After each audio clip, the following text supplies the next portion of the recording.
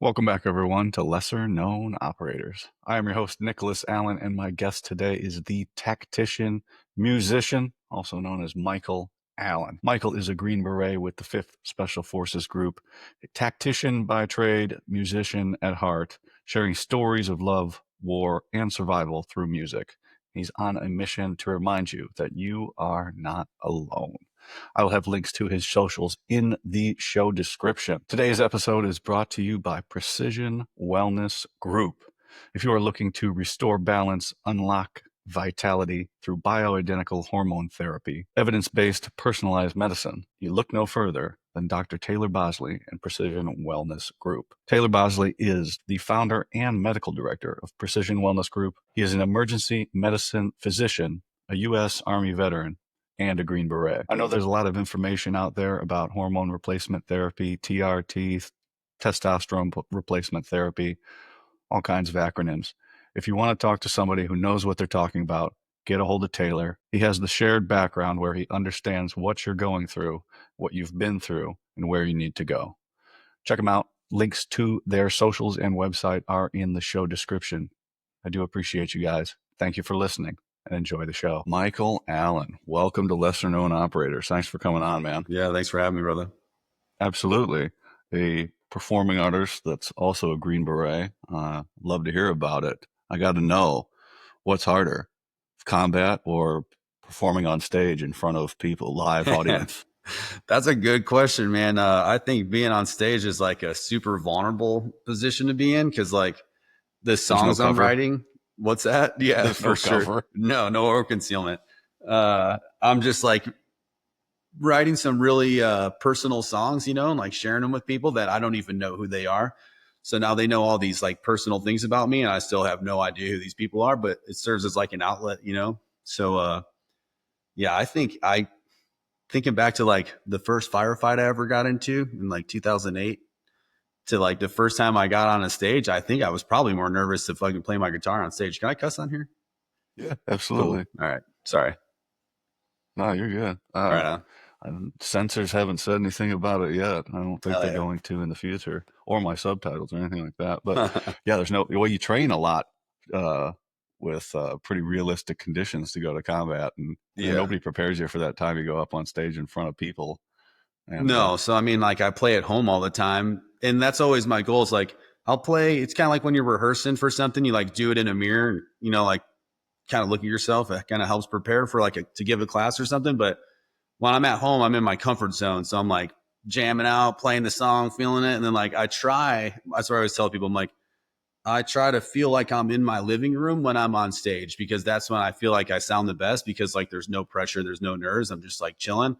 And now that I'm playing more shows, I'm getting to that point. Like I'm noticing it, but there's still that little bit of like, don't mess up type of deal. So hey, you don't want to mess up. How long did it take to come up with the name? the tactician musician, Yeah. dude, actually longer than it should have. I toss around some like funny ideas. Because I wanted something catchy. Because like Michael Allen, right? Like there's a million of those at least. So I put Michael Allen. I feel attacked. I'm Nicholas Yeah, Allen. yeah, exactly. See, but like I was throwing things around, and then I just initially used my name, Michael Allen, and people would come to like my little shows or open mics or whatever. Like, hey man, like how do I find your music? How do I find your music? I'm like, oh yeah, just look up Michael Allen. They're like, yeah, I'm not seeing it. I'm like, okay, I need something a little more like branded. Uh, yeah, so that's. I kind of felt like it was corny, especially because like I'm still, still in or whatever. But I was like, you know what, man? Like I'm a tactician, I'm a musician. Let me just mush the two together, and like that's what I'm gonna roll with. Yeah, you do have to find a way to set yourself apart, whether it's to use this stuff as a background, your military or something like that. But I had one guy on, and I said, "Hey, I don't know if you know this, but if you Google your book, a bunch of romance novels come up Yeah, because the first name of your book is a lot of romance novel titles." He goes, "You got to be fucking shitting me." I was like, "Yeah, have you never looked it up?" He goes, "No, I'm about to." I was like, "Yeah, man, just for next time, Google what you're thinking before you yeah, use it." that's funny. Yeah. That's good, man. Fuck.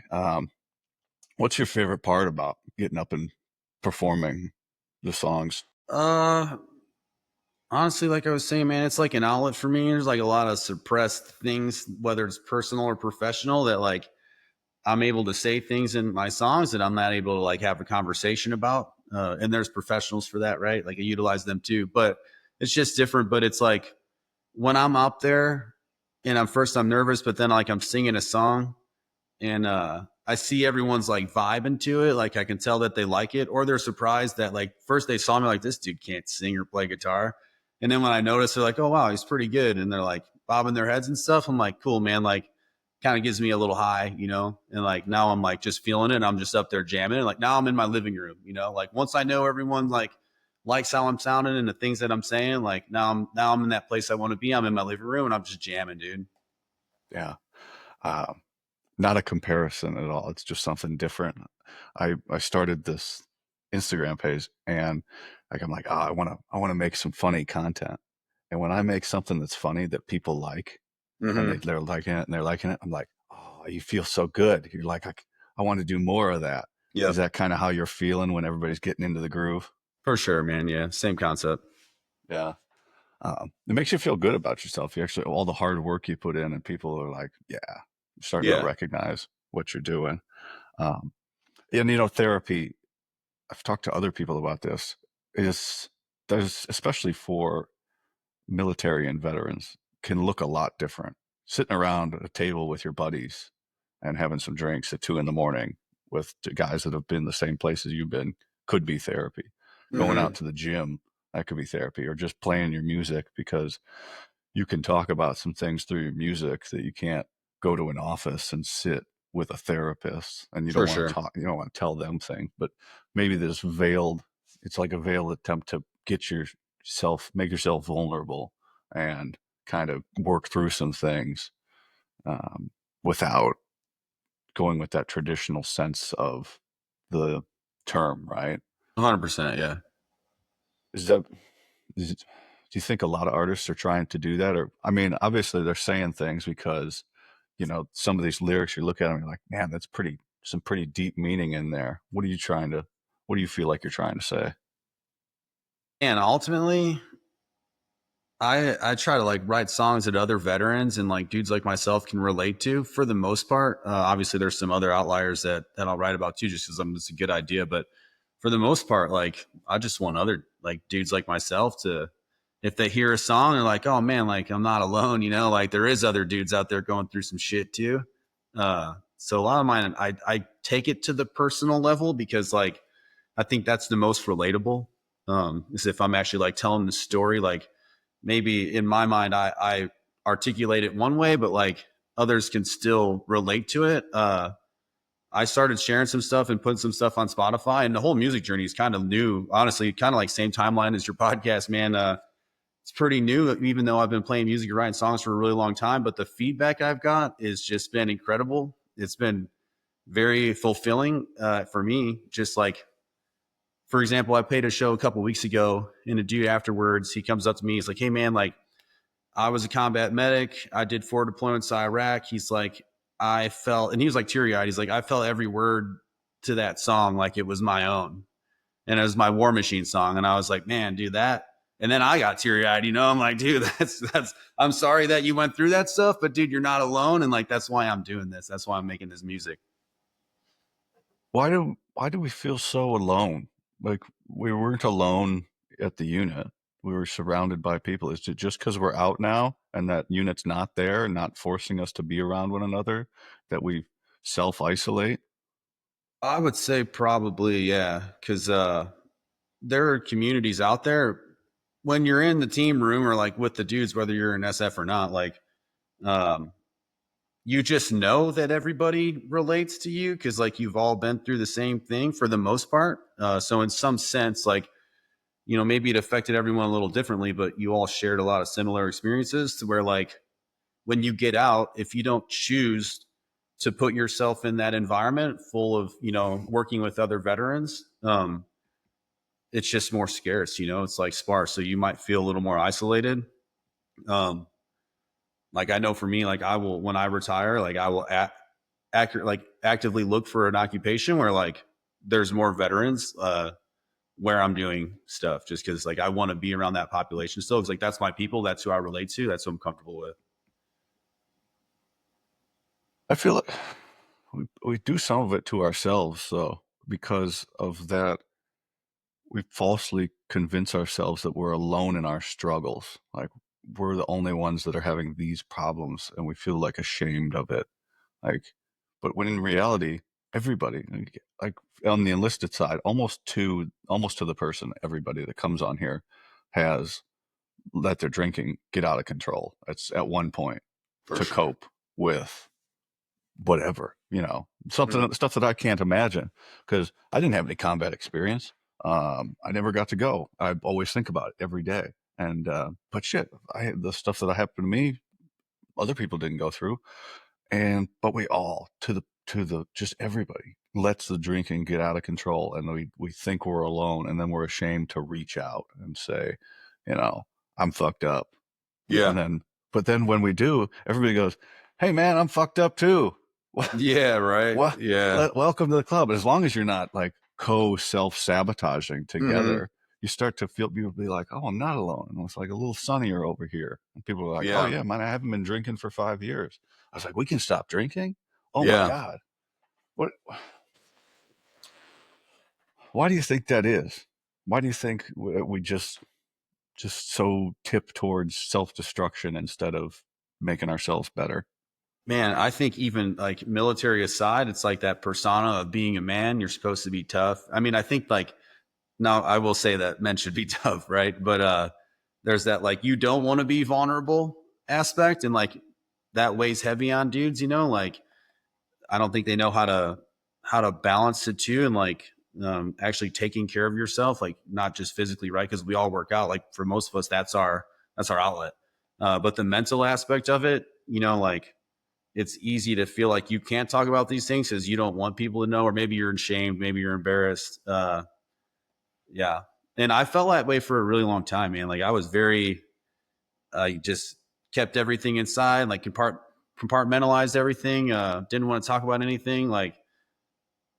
And honestly, not really until probably recently when I guess it's been like 2 years now, I actually quit drinking. So it's funny you bring that up. And it's helped me tremendously feel okay. Like talking about things, I didn't realize that alcohol was like only making that shit worse, man. I always thought like, yeah, I'm fine. Like I don't drink to cope with problems. Like I just drink to relax. And then once I quit drinking, like all these things, like whether again, like personal and professional shit that happened throughout my life and my career, I thought I was okay with.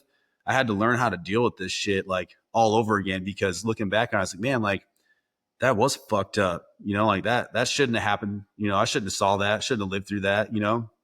Um, so it's been July will be 2 years since I quit drinking, and I don't miss it. And I finally feel like had I not quit drinking, I would not be getting on stage and sharing my stories with people through music for sure. Yeah, it falsely helps you in the moment. You're like, ah, I feel better, but then you're just gonna have to pick it up again tomorrow Yep. and feel it again and deal with the problems, and you can just keep putting it off down the road. Now, I want to clear up for my audience. I'm not anti-drinking. Do whatever the fuck you want. This is America. Go get fucking hammered if you want to. We should be able to buy tanks off of Amazon on 2-day delivery is what I think. Do whatever you want, but uh, I can't do it anymore. Became a problem, and I don't. So here we I are. and I agree with that. Like, and people act weird around me sometimes. I'm like, dude, like I'm all about it. Like, enjoy it.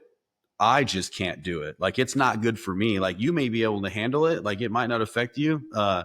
Like I loved drinking when I was younger. I had fun with it. Like it was a great time in my life. Sometimes maybe a little excessive, but for the most part, like I don't look back on it. I'm like, man, I wish I never would have drank my entire life. Like I just finally realized that it's not helping me now in life. So I don't need it.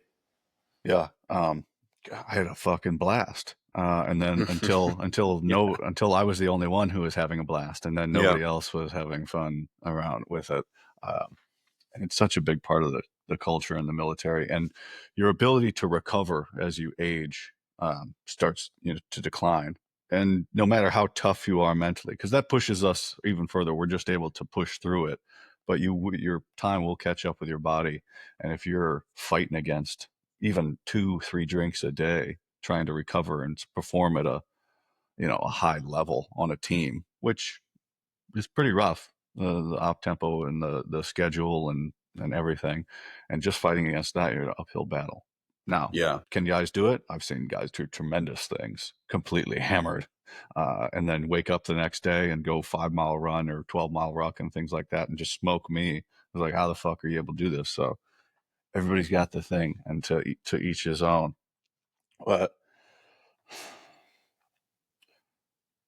you said you just started in pretty much this year. What was kind of the boot in the ass to say, hey, let's turn this idea into a real project?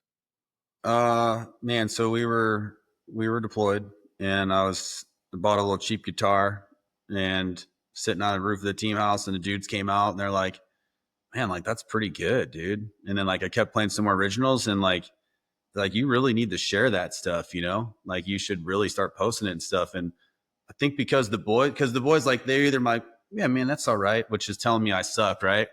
Uh, but they were like, yeah, man, like that stuff's really good. Like I like it, I relate to it. Like you should start posting it.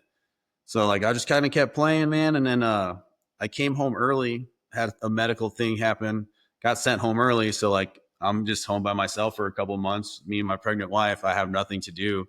Uh, so I just started playing more. I was like, you know what? I'm gonna start a social media. I've been anti-social media for years, but I know like the power of the platform. So I'm like, well, let me start posting my music and see if I can grow my following a little.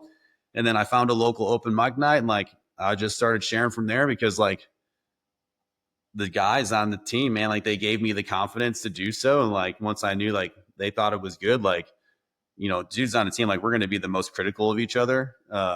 So like it helped give me that confidence, you know. And I came home, I was like, man, I'm just going to start jamming, dude. So I've been doing it basically since I think January was my first open mic in like 15 years. And I started playing guitar and writing music when I was like 15. I'm 38 now.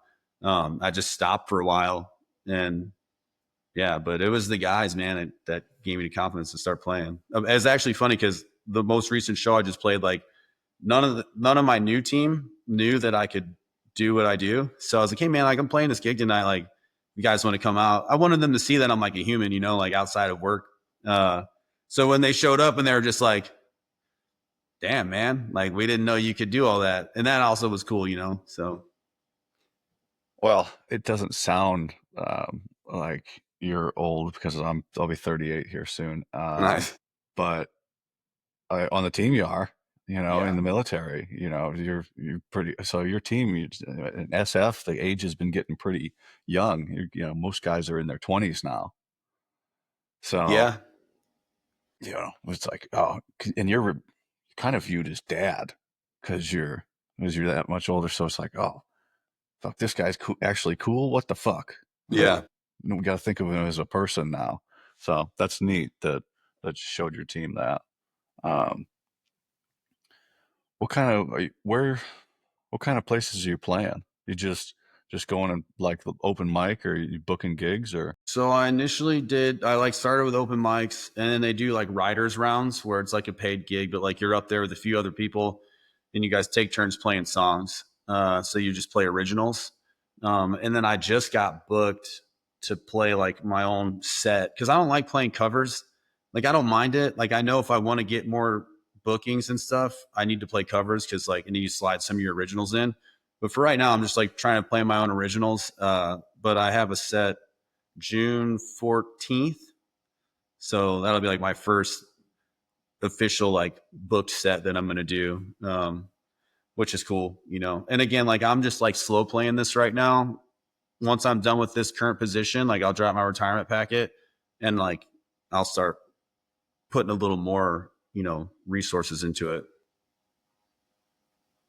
if I'll tell you the same thing as everybody's telling me about this. You just gotta just keep doing it, and you just keep putting. And you said the social media earlier. You have to use that as your friend and learn how it works, and just put stuff out there. Uh, and you might be like, I'm posting not enough. I'm posting too much. You just have to put shit out there and get the brand out there and build it up. And I've found nothing but positivity from our community when reaching out to guys and like looking for guests or support and stuff like that.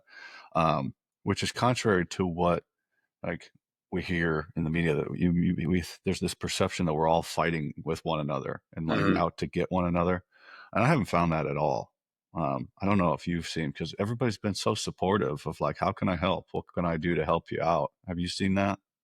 Yeah, for sure, man. I mean, I spent a lot of time just like direct messaging the link to my first single. And like a lot of dudes responded to it, or like some guys made a reel with it, or just shared it in their story and stuff, which was super helpful. I went from like 300 followers to like 500 followers or something, just from like dudes sharing the song in my story or making a reel in it or something. Because there's some active duty or even like retired guys with huge followings out there. So yeah, everyone, even like this, like having me on the podcast, and then the security halt one, and I have another one Tuesday, sober vets, and like just different things. But yeah, man, like it's definitely a supportive community, and I knew that it was, and I knew that it would be. So initially, I'm like, yeah, soldier, singer, songwriter. Like I used it to my advantage a little bit, but like now that things are kind of taking off, like I'm like, all right, I don't really feel the need to say this stuff anymore. Like I could just let my music do the talking for me.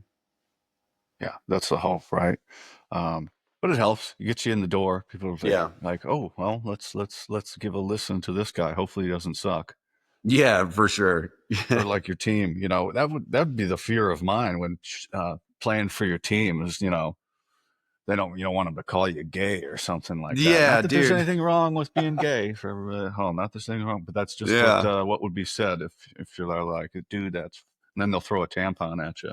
And it was fun. It's so again, like that was something where like I was like, man, I'm a GB man. I don't play acoustic guitar around the campfire. Like that's gay, Like I don't. But then now I'm to the point like me, like I finally really don't care what people think, and that stems from quitting drinking again. Like, and I have confidence in it, so it's like, like this is me. Like if you don't like it, that's cool. Like this is who I am. This is what I do. Like this is my hobby outside of work. So As long as you stay out of the comments, you'll be good. yeah, People can be so mean. for No. sure. Yeah.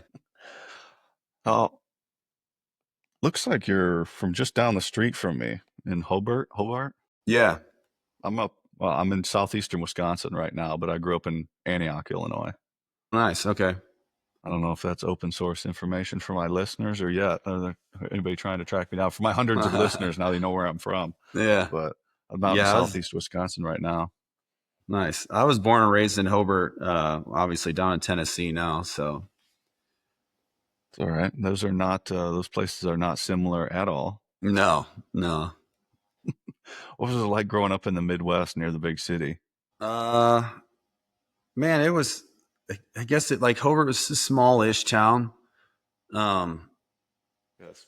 it But in wasn't bad. Like, Chicago, yeah, everything's it's a Chicago and everything like for where are you sure. from? I'm from Chicago because it's everything's Chicago in that area. Yeah, everyone knows Gary, Indiana. No one knows Hobart, Indiana. But when I tell them I'm from Hobart, they're like, "Oh, where's that?" I'm like, "Oh, it's right next to Gary." They're like, "Oh." I'm like, "Yeah." When I was a Yes. kid, I knew like, don't ride your bike under the viaduct because then you're in Gary, and like as a little white kid, like you don't want to be over there. For those folks listening at home, don't run out of gas at not in nighttime in Gary, Yeah, Indiana. for sure. No, it wasn't bad, man. I was raised by like a blue collar family. Like everyone was bricklayers, laborers, pipe fitters, like every like extended Italian family, like just blue collar in the factories and industry type stuff. So that was kind of the expectation for me, I think. And I like as soon as I graduated high school, I feel like 2 days later I was at US Steel working for a contractor that my uncle got me a job with, which was cool. And I did that for like 3 years, but it just was like I wanted to do something more exciting. Like that led me to the army. So that was in 2007 is when I actually enlisted. But yeah, really because like I turned 21 and I was an absolute party animal, dude. Like I was out of control. So I had graduate high school, get a job making like 20 something bucks an hour, get a little bachelor pad, and like I'm just a raging party animal. And I turned 21, went to the bars. I was like, dude, I need to get out of here. Like this is not going to end well for me. So turned 21 in September, enlisted in the Army in November, shipped in January of 08. Yeah, you get into the bars and it's a pretty destructive cycle. I was behind the bar, so when I turned 21, I was bartending, and that's even worse 'cause, we were at a place where if somebody bought you a drink, you took the shot while you were Hmm. working. So, um, it was and I know this sounds unreasonable, but, some of them are mixed shots, but it was nothing to have from between 20 and 50 shots a night. Dude, that's crazy. And you're like, "How did I get home? How" but everybody lived together, and you're like so after a while, it's like, "That's enough. We gotta enlist." And, it's kinda same thing. Walk in the recruiter, "I gotta get the fuck out of here. What do you got? What's the hardest thing you got that I can do? Because the Marines won't take me because I got fucking tattoos and shit." Was the Army your first choice? Well, ironically enough, I think it was a few years before that, maybe like right after high school. One of my buddies was joining the Navy, and I was on probation. So I had the Navy recruiter come to the judge with me, or my probation officer, to get me off probation. And then I didn't join. I was like, hell yeah, I'm off probation. So then I ghosted the Navy recruiter, man. It's a good thing. Um, and then fast forward, like I'm party animal. I get in trouble again. I'm back on probation. And this time, like I'm dead set on joining the Army. Well, I go into the court again, and it's the same judge. He's like, "Are you actually gonna join this time?" I was like, "I'm going. Like I'm out of here. Like I just need you to let me off probation." So it wasn't my first choice, but I think like it was just kind of I wanted to do something hard. Like I didn't want I wanted to go fight, like I wanted a combat job. Like I wasn't joining the army to be like a mechanic or something. Like no offense to that, but like that's just wasn't what I was interested in. Um, Combat engineer, though? Yeah. So Did you know from the, um, recruiter's description of what they told you, how closely did it line up to what it actually was? so it's funny, man, because I remember watching the video at MEPS with the older lady there. I don't think she was a veteran. She was just a civilian. And she showed me the video and she's like, yeah, they're like clearing mines and shit. And I was like, dude, hell no. Just give me infantry, like I'm not dealing with any of that. And she's like, oh, no, no, no. They don't do that anymore. And then like I finished being a comm engineer and like my first trip to Afghanistan, and it's like IEDs are a thing, right? So like I was like, man, this lady friggin' definitely misled me a little bit. But it was cool. Like I enjoyed being a comm engineer, like a little smaller of a community. Like I had a good, like successful career in it. I enjoyed it. Yeah, I liked it. So, but no, it was not what I thought it was going to be. So, and then so fast forward, I finished my squad leader time in Italy with the 173rd. I end up back home on recruiting. And I remember the first time I went to MEPS, this lady still worked there. I saw her name. I was like, man, she looks familiar. It's like 8 years later. I go home. I still have my MEPS paperwork. I look at her name. I look at the name on the applicant I'm processing. It's like the same lady. I was like, I should call this lady out, dude. She don't remember you. She does Hell no. it's the same thing every probably 40, 50 times a day. "Oh, Yeah. no, honey, you're not gonna be anywhere near that," Yep. That's we they don't e war Afghanistan, that's completely shut down. They're not even there anymore. So, or I guess we're back now, but that's a different story. Yeah. So, you kinda joined you had your reasons why you joined. How did that change once you get to basic training and AIT and then your unit and start kind of really seeing how things are? Yeah, I'll be honest. Like, I didn't mind basic training. It wasn't as hard as I thought it was going to be. So I was almost like a little disappointed. I think just being away from home, like the culture, like learning how to be away from, like actually be away from home, like my family, my grandparents, all that stuff, like was weird. My first duty station was Bragg. And it was good because it like we were super competitive. Like I enjoyed that aspect of it, but the army in general, like it took me a while to get used to. Like honestly, I didn't like it. Like my first 2 years in the army, I was like, dude, this is terrible. Like what did I get myself into? But I think it was just learning like the culture and like there's obviously some hierarchy and some bureaucracy and some stuff, and you're just like, I'm at the bottom of the totem pole. Like I'm 21 years old. Like I took a huge pay cut to do this, and I'm getting yelled at by this fucking team leader that I could mop the floor with in a fist fight. Um, so once I kind of got used to that, it wasn't so bad. Deployed. became like got promoted to sergeant myself. And like once I had that responsibility, like the leadership aspect of it and like that responsibility and fulfillment I got from it was what like kept me in as long as I've been in. I think that's been the best part. So initially didn't like it, but once I put stripes on, like I had my own dudes and like I'm just competing with the other teams. Now I'm a squad leader. I'm competing with the other squads. Like it was fun. So I feel you there. I thought basic was disappointing. AIT continued that pattern, and then I got to my unit, and I knew I was like, I don't. This isn't what I fucking signed up for. So, but I had my out. I talked to my drill sergeant and a couple other people. They're like, just go to selection right away and get out there. You're not going to be happy with this, And I think about that a lot now as talking to people because I'll say the regular army is not really a place for high performers because if you regard yourself as a high performer and you're the best person in the room, well, you need to go find another room of high performers, right? mm-hmm.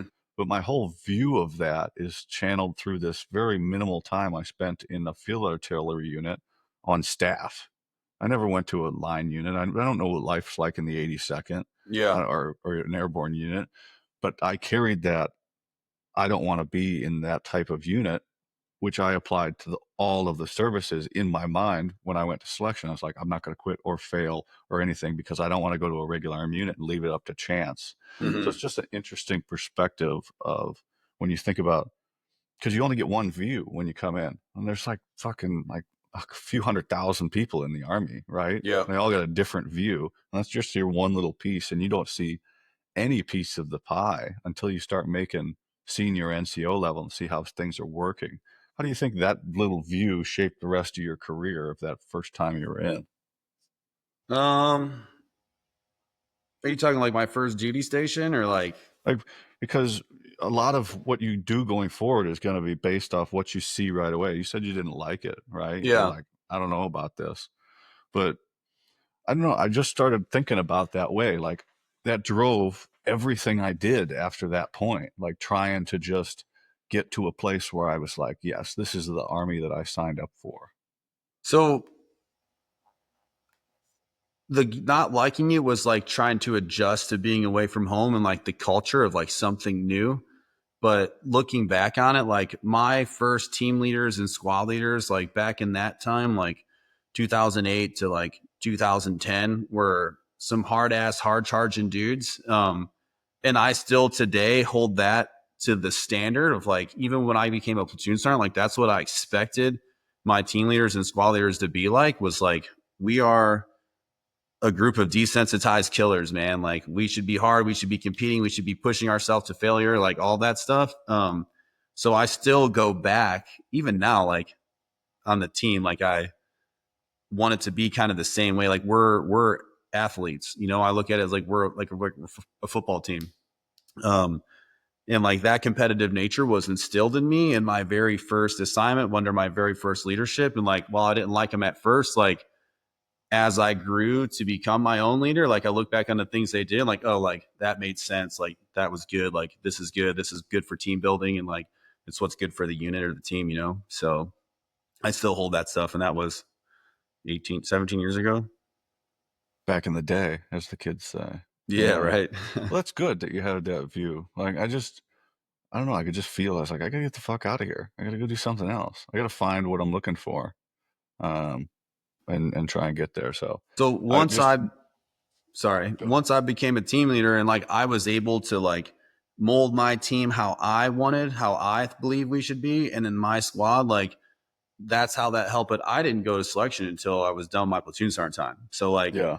I had 12, 13 years in the army before I even went to selection. Now I was going to go earlier on, but I got hurt like a week before I was supposed to go to selection, being an idiot playing flag football at a mandatory fun day. So Yeah. that postponed it a little bit. Honestly, like it kind of worked out for the best because who I was then was definitely like I was much more value added, like with the experience and things that I gained in that window between getting hurt, as a squad leader, going to being on recruiting, which honestly, like I learned a lot about leadership in that and just like developing your network type of deal, like if you want to be successful in an occupation, like a lot of the things we do kind of like politically, if you will, definitely carries over to the way we have to finesse things in SF. So it helped. And then as a platoon sergeant, like all those things helped me be a better like contributor to the team. Like now, What was your focus when you finally got into a leadership position? When you had soldiers, now I got soldiers, and now I got to lead them. What was your focus? I mean, because you had a couple deployments in the regular army, but now you got guys, and you got to lead and mentor them. What's your mantra there? man, it's shifted with every echelon of leadership, right? Like as a team leader, I'm like, we're going to be the best. Like we are going to be the most hard ass dudes, So I was like that pit bull, bulldog, whatever. Like that point of leadership for me, I was probably more loudership over leadership. But we were always, and like I didn't really know the difference, right? But we were always the best. We won all the competitions, like we did all the things. All my guys were always the best. So like in my mind, like that was success. We're killing it. And then as a squad leader, like I kind of started to like back off a little bit, like mentor my team leaders. But then as a platoon sergeant, like I realized that there's a whole nother aspect to leadership where that's where like the servant leadership really started to click for me. And it's like, okay, like now I'm just like, what can I do to help you accomplish your job? But initially, and I still want to be the best. Like that is my number one priority for the team. And like for the individual, like I want to help that individual be the best that he can be. And then, and like when we bring it all together, like I want to have the best team in the company. Yeah, 1 out of 6 for you now. So we're at What the? 5, dude. Oh, we'll talk about some. So, have changes been made since I got out? Well, recruiting and retention is such an issue that we had to ghost one team. So we're at 5 in the company. Across the battalion, both all the battalions. At least for us, yeah. Wow. I think every group did that. I don't really keep. I don't get to talk to too many active duty guys as Yeah. well. So, but yeah, everything's going to change based on you get older and you're like maybe that was your emotions change, so your experience change. You get a little bit more experience. You're like maybe I shouldn't talk to people that way, or maybe Yeah. I should listen a little more, have some perspective. Yeah. Because you'll say stuff, then you'll think back on it like, what a dickhead. Well, I Mm-hmm. can't believe I used to be like that. Do you kind of look back on some of those moments and go, I could have had a little more tact at For times, sure. or less? Because you go, this would have been the time to break the knob off, and this wasn't the time. Yeah, definitely. And still to this day, like I'll reflect on that situation. Like I have a new guy, uh, and he's just been a little difficult to deal with as far as like it's like a generational trend though that I'm trying to that's the obstacle I'm trying to overcome. It's like back in the day, like I give an order, like you execute. Now it's like, why? I'm like, just do what you're told. There's a time and a place for why. And most times I want to offer you that, but there will come a time where like a situation where like there might not be an opportunity to tell you why. I just need you to trust me and take my decision and like guidance that I'm giving you and go execute. Yeah. Just go clean the shitter, dude. Just go Yeah. clean the fucking shitter. Yeah, and that's how you get a nickname right there. Real quick. Yeah. Like we had a guy come into work one day, and the op sergeant, he's like, "Oh, loose ends will figure that. We'll fix that." And I was like, "Who the fuck is loose ends? What happened since I left yesterday?" Yeah. He's like, "So and so can't finish a fucking project, so now his name's loose ends until he figures out how to finish something." I was like, That's "Oh, funny. okay." So in my phone, still to this day, he's under loose ends. So Nice. never gonna get rid of that one. What was it like getting ready for and deploying um, in your original MOS? Um, Man, I was super motivated. So I did my first deployment. I was just a specialist. Came back, put stripes on immediately, like took a team, and we already knew when we came back that we were going back to the same AO 18 months later. So it was easy to be motivated, and like it's easy to motivate your guys when like you're taking them back to pretty kinetic area. Um, but there was also like a lot of uncertainty, like most jobs in the army. Like I don't know if I really ever knew what I was doing, but I always trusted myself to figure it out and like just like make a decision and go with it, and just like do the right thing. Like am I doing right by my guys? Am I doing right by the team? Like what do I know we need to do to prepare for the worst case scenario? Or you prepare for your worst day. And like that was always how I kind of like drove training for my dudes. Like thinking back on my first deployment when I was just a Joe, and now I'm a team leader. I'm like, hey man, like, uh, what do I wish I would have known before I got in my first firefight in Afghanistan? So like that helped me kind of hone how I wanted to like use that time to train up and like your progression and stuff. So, How was your thoughts toward deploying though? Like what was your concept of what you were actually doing there? Were you just, doing what you're told, or did you have a higher sense of what we were actually doing there? man, at that point, like it was just, I want to go kill bad guys. I don't know if I really ever cared too much about it, which probably wasn't the right answer. But if at the end of the day, like, yeah, I didn't care. Like I wanted to go kill bad guys. And that was it. And then now looking at it, like obviously like in this position, it's much more of a strategic, like I'm at the tactical leadership position, right? But there's a lot of strategy in what we do as an ODA. So it's like kind of see the bigger picture. But that point in my life, yeah, I didn't care. No, and you're still figuring stuff out.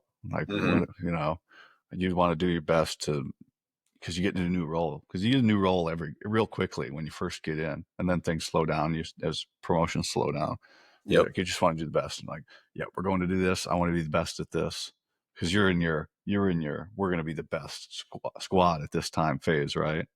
Mm-hmm. Yeah. So you get back from that. What's the feeling like knowing that you're going to go back to the same thing? Just and what's driving that? Because you're like, oh, we're motivated to go back to the same place, but was it a thought of we're going to continue the good things that we did there, or it's just to go do more bad shit to bad people? So my first deployment, we were just a maneuver element. Like we were combat engineers, but our battalion was battle space owner. So like we didn't do any engineer specific things. Like we had an infantry mission. Like we were doing poppy ratification with the ANA, and we were freaking doing movement and contacts and presence patrols and all that stuff. My second deployment, we actually got hit with route clearance. So that was like the big change. Like we were going back to the same AO, but we had a different mission. And most of the guys that were with us that previous deployment, like none of us did route clearance. So that like steepened the learning curve, but also made it a little more nerve wracking. Just like hammering out new SOPs and like TTPs and how we wanted to handle them. But going back again, like still at that point, like we just wanted to go do bad things to bad people. Like I didn't really care. Like I knew like, yeah, route clearance is our job. We need to clear the route so that the maneuver element can get through safely. Like, yeah, but the gunner, like as a gunner, like I don't care about routes clean. Like I'm just looking for someone to smoke. Like for me, I was a dismounted team leader. Like at that point, uh, command wire was a lot of what we were dealing with. So like I took my guys out, we were sweeping, like we were looking for squirters, and we were looking for, like a chance to get into a fight. Like I did not care at that point, like what we were actually there to accomplish. Like my mission was to kill bad guys. And that was kind of like the mission of my team too. Now with that, like, obviously, hey, we need to clear this route, but like at the end of the day, like we're clearing this route, so hopefully we can kill bad guys. Hey, one leads to the other. You Yeah. get yourself in a means to an end. So you get hit with the route clearance. When did you find that out? Did your pre-mission train up match what you actually went Yeah. out there to do? We knew that, which looking at it now, like it's probably pretty impressive. But when we came back from Afghanistan in 2010, we knew we were leaving again in March of 2012. Yeah. And we knew that we were doing route clearance. So like everything was already like set up for us as far as like JRTC and like all of our lanes and the schools we needed to do and stuff. I definitely felt like we were prepared in that moment. Now looking back at it, especially now knowing the things I know now, like there's so much more that we should have done and could have done to prepare for that deployment. But going into it, I was like, hell yeah, man, like we're ready. We did all the things, like we're good to go. I mean, route clearance, the higher chance of getting blown up, right? If you miss For something, sure. um, you're still looking for it, but man, they can be crafty. Do you guys Hmm. catch it? Did you guys catch any blast at this point or through the deployment? Dude, I think every single truck in my platoon took a direct hit except for mine. Like we had some close ones, but my squad leader, man, and I still talk to him today. He's a very religious dude, like the most religious guy. And I'm like, man, our truck didn't get hit because this man had Jesus with him the whole time. Like, but everyone else, yeah, like trucks got no one. We have like obviously like TBIs and stuff, but our trucks are built to take a blast. So we didn't have, other than like guys getting wounded, we didn't have any KIA from an IED blast specifically, just because like if the Buffalo gets hit, like it's probably fine. Like it's gonna blow up, but like the dudes inside of it are fine. Same as like our Yeah, it RGs and stuff. stops the blast and Yeah, the shrapnel and stuff, but that overpressure, yeah, looking for back, sure. that's some rough shit. Yeah, I Um, mean, guys definitely had the brunt of that, and some dudes are still a little messed up from it today. But as far as like taking an IED blast and like losing a guy, like we didn't lose anyone specifically from an IED. that's good. Do you think now, looking back, what you know about TBIs and overpressure and stuff, you go, man, we're fucked. This some guys took some Yeah, fucking dude. injuries that nobody saw, and then they get back and they're like, "Ooh, shop at drinks." Yeah. They're actually cracking down on it really hard, man. Like even with they're calling it micro TBIs now. They're becoming more aware of it, and like the studies, are being published and stuff. So yeah, I think there's a lot of guys that are going to be worse off than they thought they were because the things just kind of tend to get worse over time. So yeah, that's unfortunate. Yeah, for sure. To answer your question, yeah. And you see the news. We're we're going to become more lethal, right? Lethality is going to be the way. We're going to be a fighting force again, the military, right? But we're getting all this information out about the damages of even the 50 cal or firing, Mm-hmm. you fire a couple of Carl Gustavs off, then you jump on the 50 and you've got like 700 micro TBIs or some shit like that, right? Mm-hmm. So there'll be this pull back. We're going to pull back the reins and we're going to have all this stuff. Do you think it's all just going to be swept aside the next conflict that comes up when they go, "Hey, we got to go back to killing people. Forget about all that shit we said that's bad for you. You signed the dotted line. Go kill those people." 100%. Because that stuff's unavoidable. Like if I'm in a firefight, I'm like, hey man, I just shot one can of 50 cal. You need to swap me out. I'm feeling a little dizzy. Like you're gonna send it, and that's just gonna be the risk that comes with it. That's just like I guess the unfortunate reality of what we do. Like if you want to be in combat, like you should be aware of all these things, but it's unavoidable. Even in training, they're like, oh, you can only drop your 100 or X amount of 120s or 80 millimeter mortars, like, and then you have to stop training for the day, or so many mortars per quarter and stuff. And it's granted, like it's hard to get the amount that we want to hang anyway, but like it's just I can see mitigating risk here, like in training, as long as it doesn't affect our lethality overall. Like we still need to train. Um, like when we're doing CQB and interior breaching and all that stuff, like it'll rattle your brain a little bit. But it's an absolute must. Like we have to do it. So I think it's going to be, we're going to get a lot of information. We're going to get a lot of treatments. They're already coming up. We've got operator syndrome mhm. foundation now, an operator syndrome recognized. But we're not limited to operators. I mean, if you were 13 Bravo and field artillery, hanging 155 rounds out of the house, pulling the string on that's a bomb going off. Mhm. And they're doing that all the fucking time.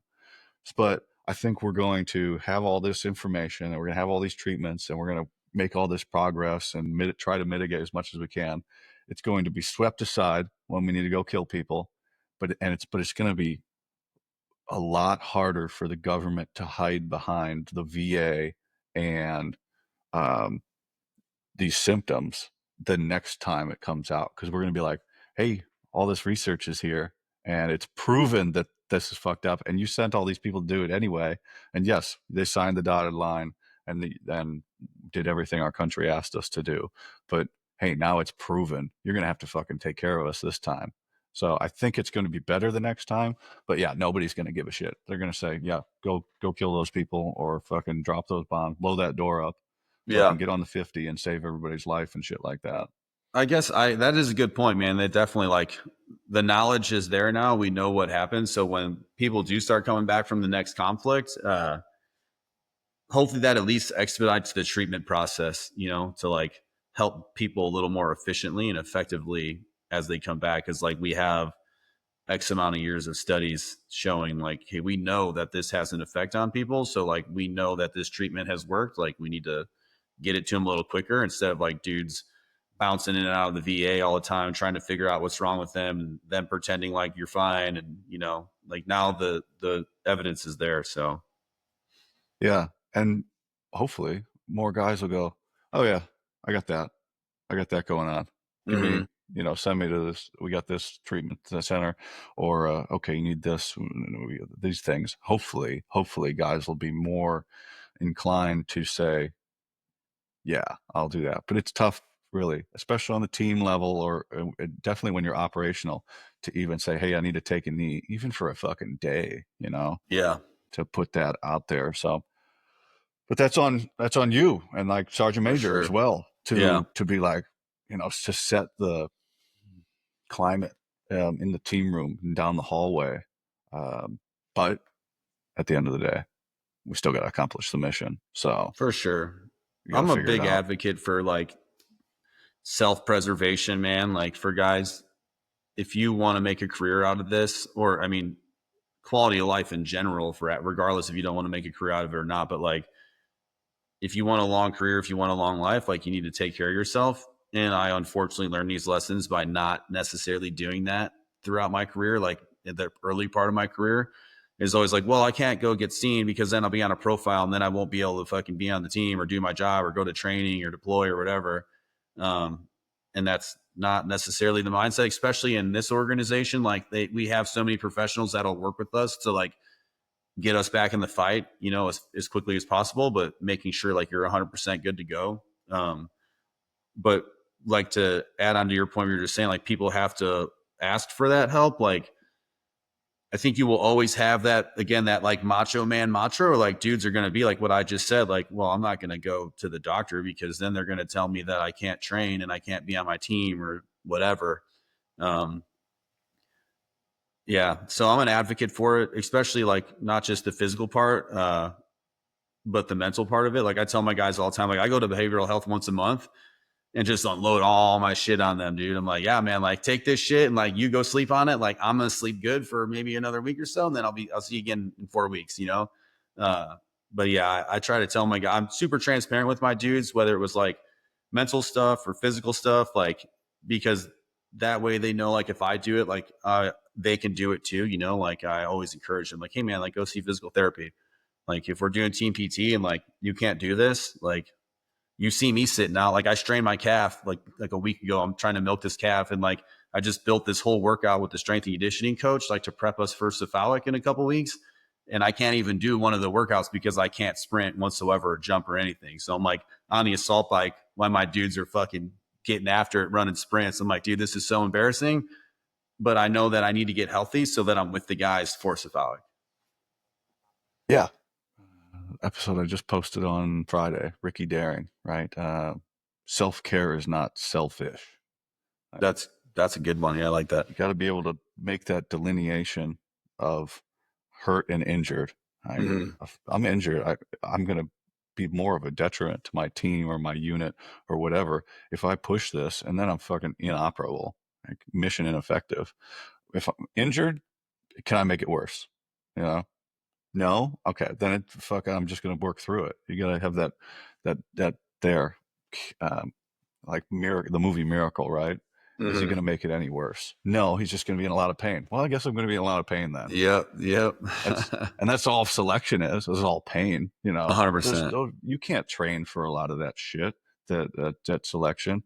You can't train for fucking log and rifle PT. You can't train for the down pilot. Right? Yep. There's no fucking amount of anything unless you're a strongman competitor Yeah. that training for that to where you go, oh, this is pretty light, guys. No, there's fucking grown men sobbing underneath there, just going, I'm not going to quit, but I might die. Well, fuck, you know. Yeah. And that's what I tell people too. They're like, man, I'm going to selection. Like my younger soldiers will hit me up. Man, I'm going to go to selection. You got any advice for him? I'm like, dude, like, I give them some advice. And I'm like, the most important thing you can do is go there as healthy as freaking possible, like physically and mentally. Know that you will not quit no matter what. Like, those will get you to where you want to be most likely. But if you go there injured, like there's nothing you can prep for land nav, you can prep for gate week, but when you get to team week, dude, like we were calling it the slave Olympics while we were there. It's like building a pyramid, dude. It's like literally like accomplishing the impossible. It's crazy. Uh, there's nothing you can do to prepare for team week. No, no. I was talking to somebody the other day, and I say, rocking 3 days a week and not quitting will get you 74% selected. The rest, that's pretty much up to you. You got to figure out the rest there. That's only 26%, kids. Whether that's getting a program for getting healthy or working on your other stuff, that's it. You're going to have to figure that out. But just not quitting and rocking 3 days a week will probably get you really close. You come back from the deployment. You've been in a few years at this point. Why'd you go recruiter? Man, I was talking the branch. So I came back from that second deployment, went to Italy to do my squad leader time. And I thought, like, cool, like 173rd's on the Afghanistan rotation too. So I'm just going to hop right back in with them. They were deployed at the same time frame. So when they came back a little after us, like PCS got there. And then Atlantic Resolve, the Russia Crimea thing popped off in 2013. So now, like, we're just all over Eastern Europe doing these combined training exercises with our NATO allies, which was super cool. But because that became 173rd's baby, like, we were non-deployable. Did my squad leader time, was gonna go to selection from there, and I was saying, like, we were playing football one day and I got hurt like 2 weeks before I was supposed to go, and then I'm talking to my branch manager. He's like, yeah, man, you're going drill sergeant. I was like, no, man, no. I'm going to go be a Sapper instructor. Like, I got homies at Sapper school. Like, they said, you know, they'll pull me over. Like, well, that's not up to you. Like, my branch manager was super, he was an asshole, man. And then I literally, it's so funny. I looked down at the table in our platoon office and it's like Army Times, recruiters needed. Just go to recruit the recruiter. I'm like, dude, I'm not going drill sergeant. Like, I'd rather go be a recruiter. So I put my paperwork in and that shit got submitted or approved so fast. Like, I was like, damn, what did I just do?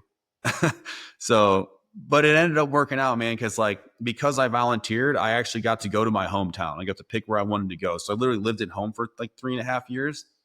And there was a lot of things that I needed to deal with anyway and like needed some closure on. So like going home with my family and my support system, like got me right where I needed to be as far as like mentally and physically. Cause like came in the Army, I'm schools, I'm training deployment, schools, training deployment, and then just training for 2 years in Italy. So I 100% needed to go be a recruiter. It close to like at home with my family, man, and my friends. Like it, it revitalized my career because I needed to take a knee from the line. It was good, like honestly, and I had a good time with it, like to make up for lost time. Like I was raised by my grandparents, so like stayed at home, helped take care of my grandma in the house for a few years, and like had my own apartment, like in the basement, just raked in all my BAH, like and just had fun with it, you know, like got healthy mentally. Allegedly. Yeah, yeah. So It's interesting you went home, right? While in uniform. Because I've talked with people on here and we've kind of like hammered out that a lot of times people join the military um, to get away from that fucked up situation in their hometown that they were in. And they mhm. don't deal with it for 20 years until they retire. And then they go back home and like things are the same as they were before? Are those issues you're like, I had to work out some things at home, stuff that you're glad you didn't work out, you're not going to have to work out in a couple of years when you get out? Uh, Man, so mine may have been a different direction. So in that second deployment, we had a couple dudes get killed, and I think I had like a really bad survivor's guilt, and like I had maybe some PTSD, and like I wasn't doing well. And then almost exactly a year later, I'm in Italy now. My little brother passed away. He's 15. And now I'm like spiraling, dude. I'm like not doing well. I'm in Italy. I'm just partying. I'm drinking to cope with my problems. And the only reason I was really surviving and being successful is because like I was in a leadership position. So those dudes like kept me going. But like I'm at my lowest low. Like I get off work, I go get drunk. I just sit in my room with the lights off. Like it was like the most, probably the only like truly depressive state I've ever been in, like thinking back on it. And then almost exactly a year later to that, I'm still in Italy now. It's 2014. My grandfather passes away. My grandparents raised me. So I have like bam, bam, bam. And I'm like, dude, I am fucking done with all this, like life, the army, everything. Um, wasn't getting what I wanted as far as like an assignment, was going to go to selection, got hurt. Like nothing's going right for me. So going home on recruiting, like I got to have that closure from my little brother. I got to kind of step away from the leadership position, like, and just take care of myself, which like trying to deal with things from deployment and like, you're always prioritizing your guys and the well-being of the team. Like I was never taking care of myself. Not being in a leadership position for a little while allowed me time to do that. And then just go home and like be with my grandmother, who like her husband of 50 years or something had just passed away. They raised me. So like it gave me an opportunity to close those doors that I needed to. And then go back to the line and be a platoon sergeant when I was done with recruiting. Recruiting's three-year tour. Yeah, I was 3. Well, that's good, man. I mean, that is not something, because just like everybody on a team's afraid of the B team. Yeah. Generally in the military, kind of, I don't want to be a recruiter. I don't want to go do that. I want to do my job. So that's good. You got to go still be in uniform and take care of those things, Mm-hmm. and kind of get reset. Were you feeling after those 3 years like you had accomplished that? For sure, man. I made up for a lot of lost time, and like I got that closure I needed. And then it reminded me like, so then I will say like to what you were saying earlier, to like leave home. It reminded me why I joined the army in the first place.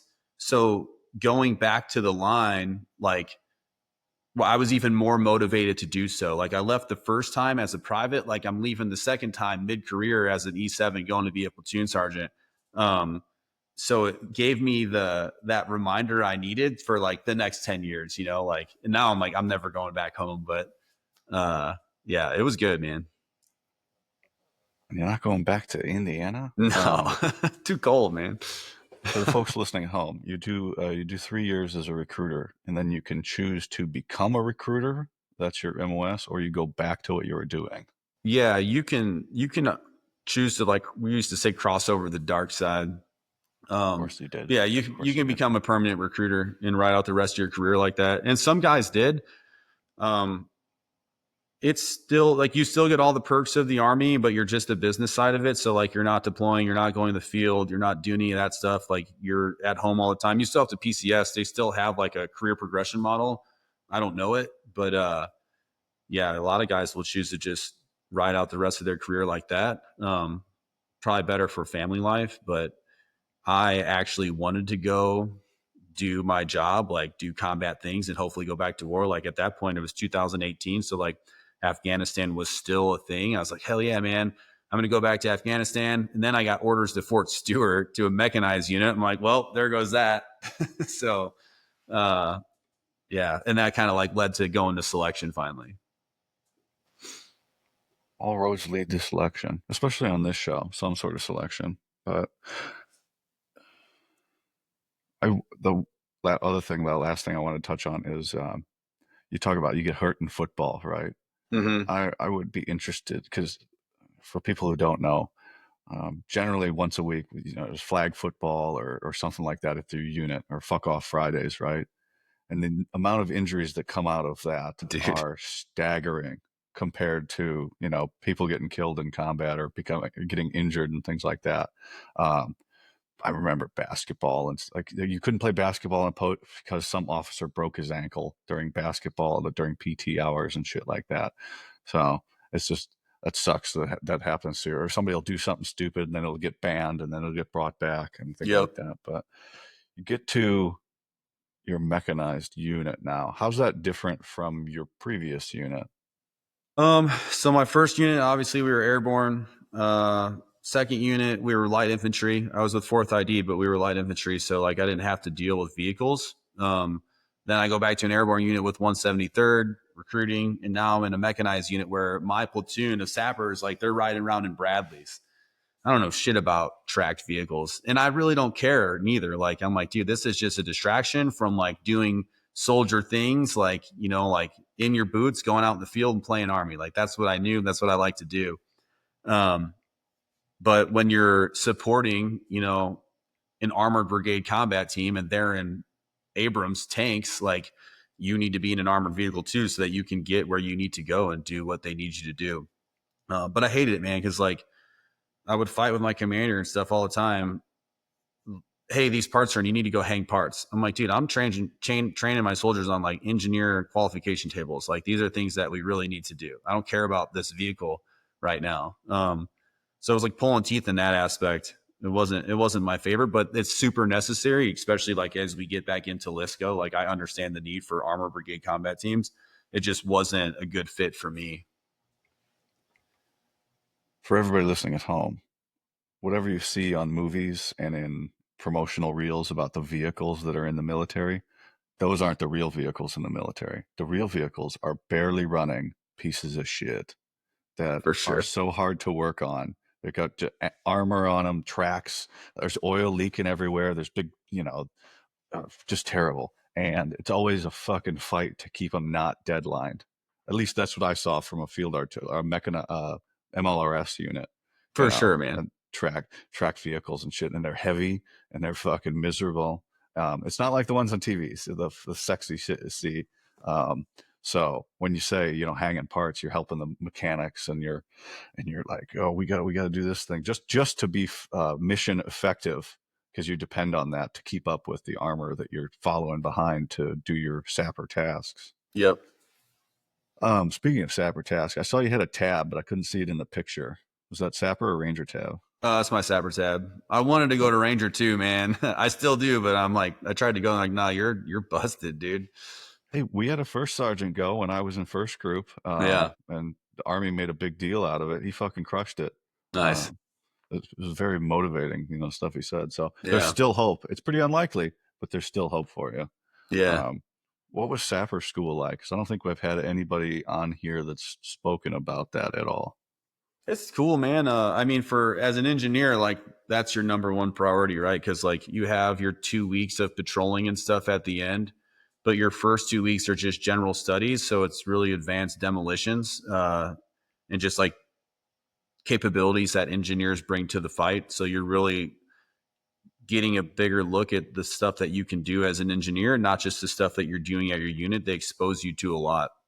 Um, but it's also super challenging. Like everything, like every army school, it's a fire hose, right? But the tests are freaking, you get one retest and then you're out. So there's a lot of written exams and stuff at the beginning that if you don't pass, like you're out. If you get through that, at least this is how they used to run it back in 2011. Um, if you get through that, then you go to patrolling. So it's 2 weeks, and that's just like you're in the field for 2 weeks doing like if you're at ranger school. And you have to be able, like when you're in your leadership position, though, like they'll give you an engineer specific mission, whether that's in placing an obstacle or removing an obstacle or whatever it may be. Like when you do those calculations and stuff that you learned in the GS phase, like if they're not applied correctly, like you're going to get a no go for the academic stuff too. So, but that was 14 years ago that I went. I know they've changed it a lot since then. Yeah, who knows? Yeah. Things change, things move around, but Yeah. tab stays the same. So, Yep. do you think going to that? How did that help you along the way, having a sapper tab? Man, I think eventually they tried to code it so like leadership positions were supposed to be MTO'd a Sapper tab. I don't know if it's team leader, but at least squad leader, platoon sergeant, and an engineer unit. Like the expectation was that you had a Sapper tab. Just like in infantry, like if you're a ranger, like it separates you from your peers. Like everyone knows that like you've been exposed to one of the premier leadership schools that there are, like in for sappers, like that was what you strove to be. Like you need to go get your Sapper tab. So it helped give me some confidence and swagger for sure, man. Because like I knew I learned all that stuff, and then it was like, all right, now I need to go apply it. But it was still like you're always a little unsure of yourself, Like I said earlier, like, I don't know if I ever really knew what I was doing, but I knew that I could figure it out, and then I always ended up doing that. But when I got my Sapper tab, and now I'm like a team leader, it's like, all right, like now I have some credentials and respect in that. Like I'm more confident up here, like teaching these guys patrolling or advanced demolitions or whatever it may be. It just gave me a little bit of confidence. You might think this is funny. So in the B team room, and I just hear somebody yelling down the hallway, like loud, "Whoa, whoa, we got a fucking sapper here!" And I'm look out, look at what the fuck. And there was one guy in our hallway had a Sapper tab, and every time this other dude would pass him, he would say Hmm. that same shit, like just as loud as he could. Holy shit, a fucking Sapper! Guys, That's come out funny, here and look dude. at this. Did you ever Yeah. get that? No, but I heard stories. I think it's actually my first team sergeant. He's like, yeah, you shouldn't wear that. I'm like, I don't give a fuck what anybody says. I'm wearing my Sapper tab. And he wasn't even a Ranger tab, which is a thing, Like I was like, I don't care. Like if someone tells me to take it off, like we can fight this. But yeah, it's an Have added to be a capability, man. But yeah, I think it's funny. Like the friendly banter, I'm all about it. Like guys, even in my team room now, like I actually have my Fox as a Sapper, and my incoming team leader is a Sapper as well. really. Yeah, so the three of us will be Sapper, and then I think I only have one, maybe two Rangers on my team right now. I'm sending some of the new guys, but yeah. See, for us, not all the time. And if you're in first group and you want to dispute this, hit me up in the comments. Very few Ranger tabs organically from first group. We would not send very many guys. Nobody Really? would get it. If they had a tab, they generally, not all the time, got it prior service. At least that's what I saw. Um, we sent a bunch of guys once, and um, they all got dropped for sit-ups. There weren't enough schools, or weren't enough slots. I was Yeah. like, that sounds pretty fucking hinky to me. So I drew a different opinion of Ranger School from that Hmm. point forward. I went, what the fuck? What do you mean they got dropped for sit-ups? We're fucking guys doing 120 sit-ups and shit and getting dropped for doing 41. But uh, do you guys send a lot of guys over to Ranger School, or is it just kind of if you assess them to have the need? It's team dependent. Some, yeah, like dudes, they're sending. You're a new guy, like the first thing you're doing is going to Ranger School, and if you fail, you're going back to Ranger School. Um, for me, it's more like, do we have a need for it? I have a young team. I think it's probably the most important skill set that we lack. Like you figure in the Q course, you do SUT for, I don't know, 6 to 8 weeks or something, but you spend 4 to 6 months on language. Yeah. Makes no sense to me. And I'm not like an anti-language guy, but like the core of what we do and all the foundational stuff that we need is in small unit tactics. You build off of that. But when a guy did it for 6 weeks and then like he doesn't touch it again until he gets to the team, like they just show up with a lack of knowledge and a lack of confidence on those things. And I need you to be able to go lead your partner force and train these dudes on SUT. Like 9 times out of 10, that's all we're training. It's not even that it's hard. It's level 10 shit that we started learning, like battle drills and just patrolling in basic training. But if you don't use it, you lose it. I'm an advocate for it. Like both of my brand new guys are 100% going to Ranger School because we've been going out in the woods lately and walking around. And like, dude got lost. I think we walked 380 meters and then he couldn't find his way back. I'm like, dude, Is that bad? It sounds bad. you shouldn't need a compass for this. Like, just turn around and walk the direction we just came from. Like, if not, like you're lost in the woods, dog. Yeah. Well, as long as he subscribes to the show, I think you're doing just fine, bud. Um, I added it up thinking back on SUT because I have a joke that I was in the first easy class. I say that because I kept all the hard shit to a minimum. Like I got my go right away in SUT, so I Nice. didn't really have to do anything the rest of SUT, just hang out and carry like heavy shit. Um, what was the other one? The Charlie course, I was the class leader. So once they saw that I knew what I was doing, they didn't fuck with me the rest of the Charlie course. When I got to selection the second time, I felt like I was cheating because I knew everything that was going to happen. Didn't make it any easier, but in my mind, it was easier. But I started looking back on SUT. We were in the field like 24 days. That's it, you know? Yeah. And you're in a leadership position. I was in a leadership position for 24 and a half hours, the Yes. whole SUT. That's it. And all I did was um, brief back what we had briefed. So I was second to go. I just briefed what we briefed the previous day and then changed our route and then pointed out after the squad leader killed everyone on the ORP or on the gun line with the 240. I pointed out where we actually were instead of where he thought we were. And then I got to go from that. So that was all of my experience, like leadership at SUT, was eating a chili MRE going, this is pretty fucked up down there. Yeah. Oh my God, they're all dead. I don't know how we're going to get out of this situation, boss, but you don't do anything compared to some of the other stuff, language, your MOS, you'd learn your job.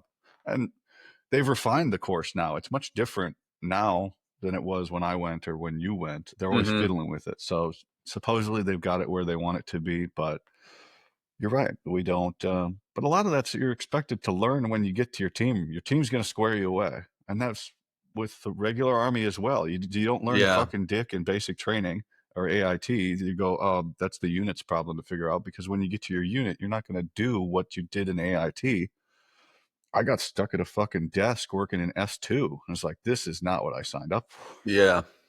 So it's kind of on you guys, and then you have those schools to square the people away. But have you? Well, that's another discussion. Um, so you finally get to go. You're like, what pushed you over the edge to sign? Go to the library and listen to the Special Forces brief and make the commitment. And we were doing our train up to get ready to go to NTC, and How many times have you been at this point? to NTC Yeah. just once, but this is my Oh, first okay. time, and I'm with a mechanized unit, and there wasn't a lot of resources and like thought process put into the engineers specific lanes in supporting the maneuver element by the brigade in general.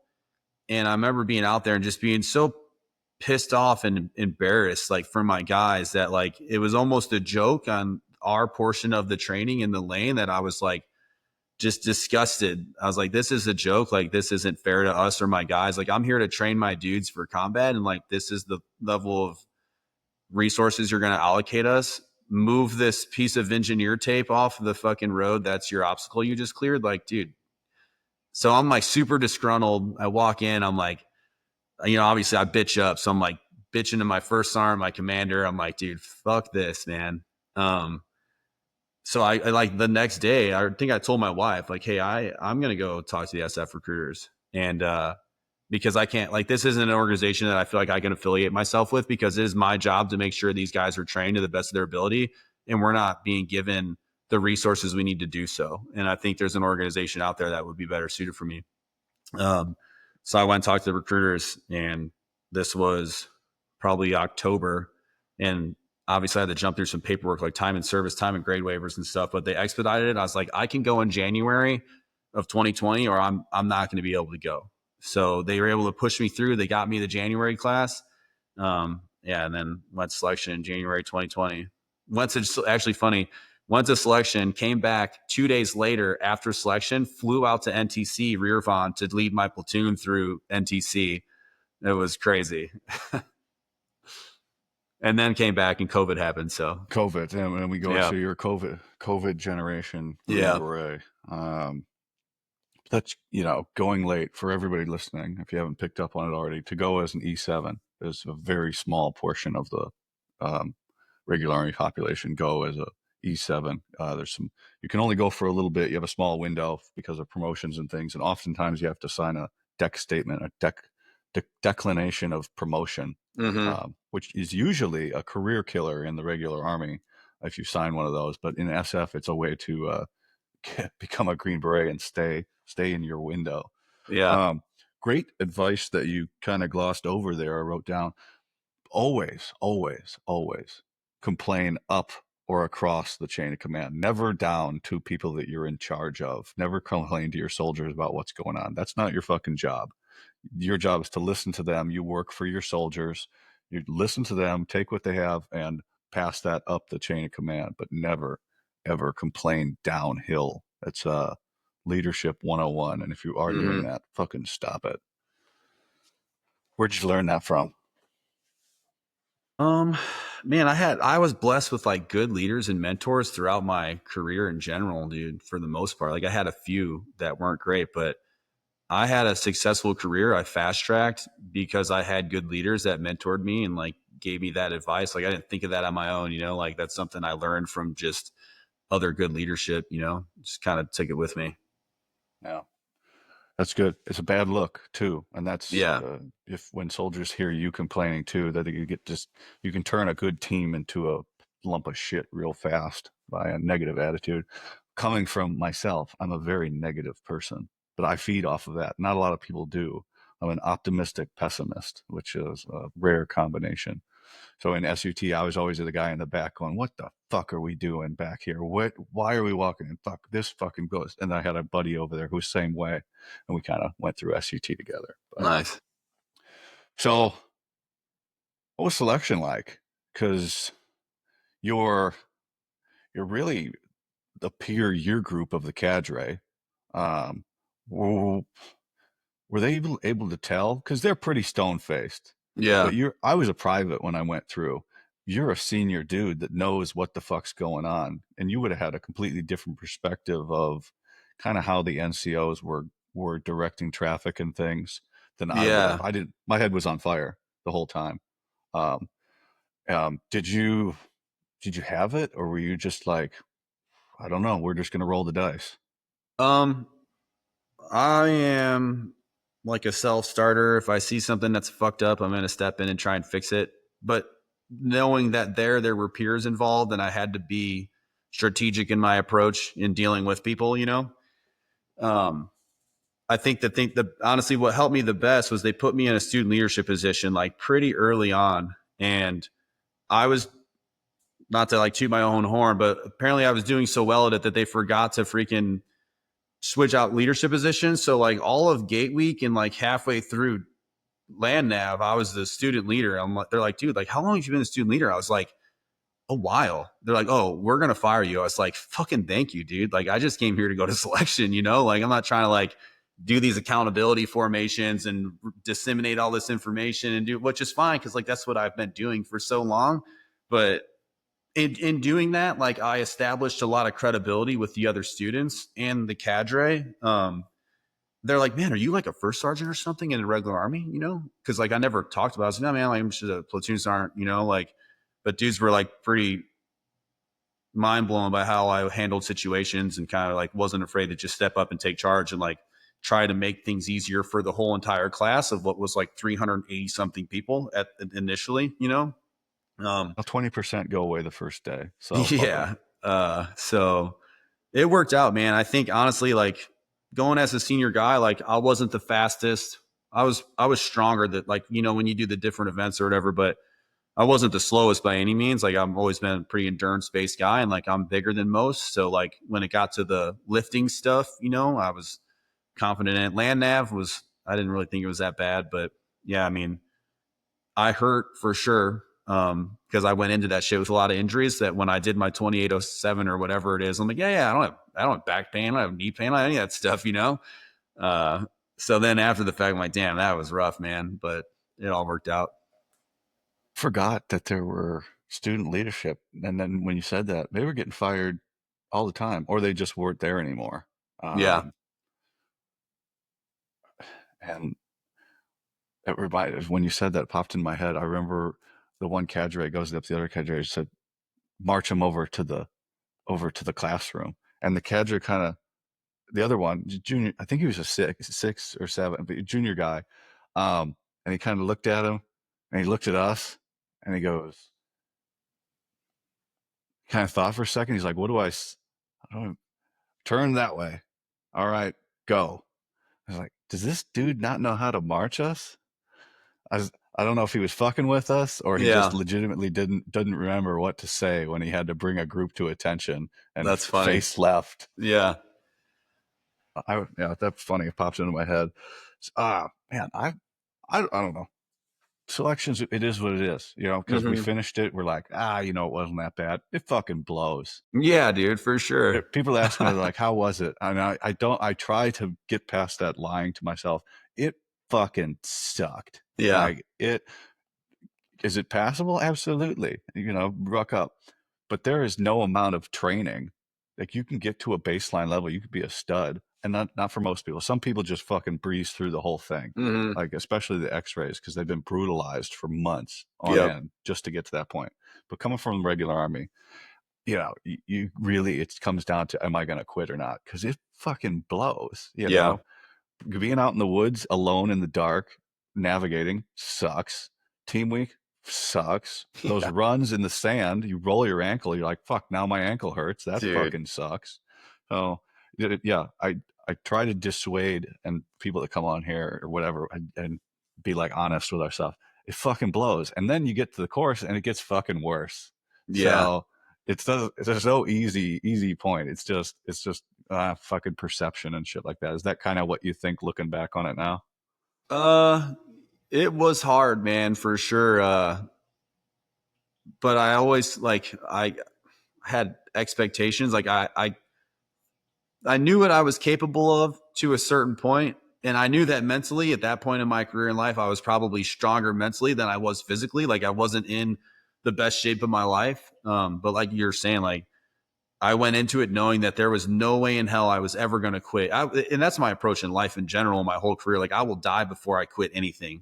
That's how I was raised, right? So I went to like selection with the same mindset, and that's really what got me through it. So it was funny. What I the remember seeing dudes like way ahead of me on a run or a ruck, like as you're like going up and down the hills, and like you just see a light like peel off to the side of the road and sit down. They just quit because they don't know where the finish line's at. They can't take it. Just quit. I'm like, that's crazy. I thought, what did I get myself into when a guy the first day ran like a 9-minute 2 mile or something like that? And I thought, Yeah. I don't think I'm in this class of person. I'm not. What did I do here? And I ran like a 13, which is fine, Yeah. which is totally fine. Um, So, what did the cadre say anything to you when he gives you your slip and says you've been selected? Of like, you better hurry up or something like that, because he had to know at this point you're a senior E7. Yeah. I mean, because they do the counselings at the end. Yeah, So I had good feedback, man. Like they were, like we would gladly have a guy like you on our team, like comments like that, which helped me because like obviously I'm still like second guessing it. Like I'm throwing away one career to start a new career. Like when I'm so well established as an engineer, I'm like, I'm making the right decision. Like I still don't know. So when, what if I don't fit in? What if I'm not good at it? But when, I'm getting my counseling and dudes like, hey man, like we'd love to have you on our team. Like that gave me confidence now going from selection into the Q course. But it's funny though, like initially, man, the recruiters, and they were probably not great, but they're like, yeah, statistically, man, you're not going to make it. You're not going to get selected. I'm like, what? you can What? apply that to everybody though. You can just say that to everybody. They're not going to Yeah, make it. but he's like, you specifically as an in service, like a senior E7, like you're not going to make it. We sent 13 people from Fort Stewart. I was the only one that got selected. Everyone else failed. And then this dude's like, yeah, you want to do OJT and run our PT program for us? I was like, no, dude, I'd rather keep PT and my dudes. Like, I'm not doing that shit. Can you do this for us? Oh, they're just trying to find a way to get out of it. They Yeah, don't want to do it. Oh, fuck them. yeah, Everybody's gonna say that. Yeah, no, statistically, you're not gonna make it. Yeah, well, a lot of people, most people quit. Half the people quit yep, that fucking go anyway, and the rest, whether they fall out along the way. Um, so you get PCS over to Bragg. Were you already airborne? Yeah, you were in yeah, the 82nd before, so you're already yep. airborne. So you go to Bragg and you get to the course, and you said you were an 18 Echo. Mhm. Nobody knows what they do. All wires of communication, complaining about solar flares and things like that, and why they can't get comms. Um, but was there any point in the Q course where you go, I don't know if I've made the right decision, or you kind of felt like, yeah, I want to get to group? Because you had to, most people that come on, they have, I included in, especially the X-rays and most younger NCOs, have no idea what special forces even is or Yeah. does. You probably had an idea from your time in, because you've been for a while. You at least probably knew what Hmm. Green Berets were. Yeah, I had What? opportunity to train with some 10th group guys, like when I was at Carson in between deployments, and then even when we were deployed, we were actually, I remember like it was super cool. Kind of made me want to go, but because our battalion was battle space owners, like the dudes would fly in, like they needed a escort from us. I don't know why. I have no idea like why that happened, but like they would fly into our fob on their 47s, and like myself and like my squad leader and one other dude would come with them. So like and just go through like whatever, like they'd go assault the objective. We were never like on the hit with them, but then like we'd come in behind them and stuff like, and I was like, this is badass, dude. Like this is what I really want to do, you know? So like I had a chance to train with them, and I had a train to work with them like operationally before. So I kind of had an idea of what they did. Did I really do my homework? No, not necessarily. Like the whole, like I understood, like yeah, you know, unconventional warfare and you know, counterterror and all the other things, like cool. But did I actually like study up on it? Not as much as I probably should have, because I do think a lot of guys come here and they actually have no idea what a Green Beret does. They just think I'm going to be an None. operator. I'm like, probably not. No, nobody fucking knows. I had no Yeah. idea. I just knew it was probably better than where I was, and Yep. sounded more professional and kind of the army I was chasing after. But no idea. Nobody knew. Nobody knows. They're like, oh, that's just difficult. Yeah. It kind of boils down to that. They want to test themselves. It's the Yep. most difficult thing that they can get themselves into. So, Yeah. were you at any point kind of worried about where you were in the Q course or any of the classes that came up? Man, I guess that, like to answer your previous question, the only time I really doubted my decision was when the OML came out for E8, and I was 9 of like 560 something dudes or something. So now I'm a senior E7. I left my old MOS to go do this. Probably from what everyone's telling me is like, you're going to be an E7 for the rest of your career. You're going to retire in E7 because you came over so late in your career. I'm like, cool, man. And then I see, you know, I'm definitely going to make E8 if I stay an engineer. And even like the freaking cadre, the CSM at the time, for the committee or whatever, was like, man, like he brought me in, he talked to me. He's like, hey, you know, like you have really good OML. Like, if do you want to go back to the conventional army, like so that you can take your E8 promotion? Like, you won't be judged. Like, it's all good. I was like, no, man. Like, I came here knowing, like, I signed the promotion declination. Like, I knew that that was a risk. I don't care. Like, I just want to be a Green Beret, you know. But they were almost like shocked that I would make that decision. Like, even the sergeant major at the time was like, he's like, "Are you sure?" Like, I almost felt like they were trying to push me toward getting out. I thought it was weird. But after that, I just kind of stopped caring about it. I was like, you know, like this is what I want to do. Like I had to keep reminding myself and talking to some of my mentors in the conventional army to like remind myself that like shit hasn't changed over there, and like that I should stay on the path that I'm on because it's what I've always talked about doing. It's what I've always wanted to do. Just hearing that, here's what I think's going through Sergeant Major's head, right? When you're a Green Beret, you're only around Green Berets. And so you disregard the beret as like a cool thing.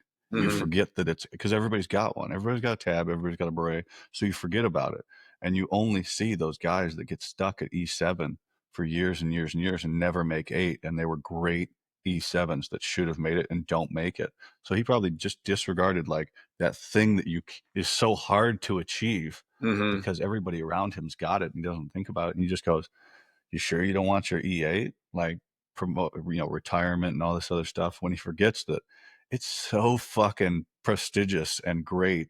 You're going to Mm-hmm. remember that shit for the rest of your life.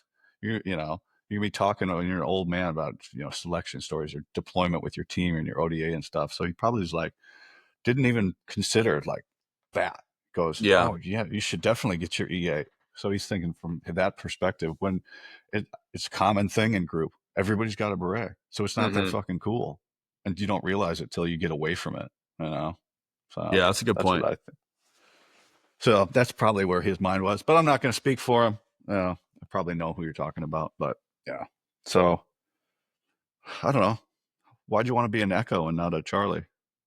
And honestly, like I wanted to make myself more of an asset to the team. I didn't think that there was anything in the Charlie course they were going to teach me that I didn't already know or wouldn't have like some semblance of understanding of because I've been an engineer for so long. I've been through Sapper school, done the different IED schools and, breaching courses and stuff. So like I didn't feel the need to just take the easy route, like I feel like the Charlie course would have been an easier way than the Echo course, like learning an entire new skill set. Um, which honestly like holds true now, even, like I got the Echo skill set, I got the Charlie skill set.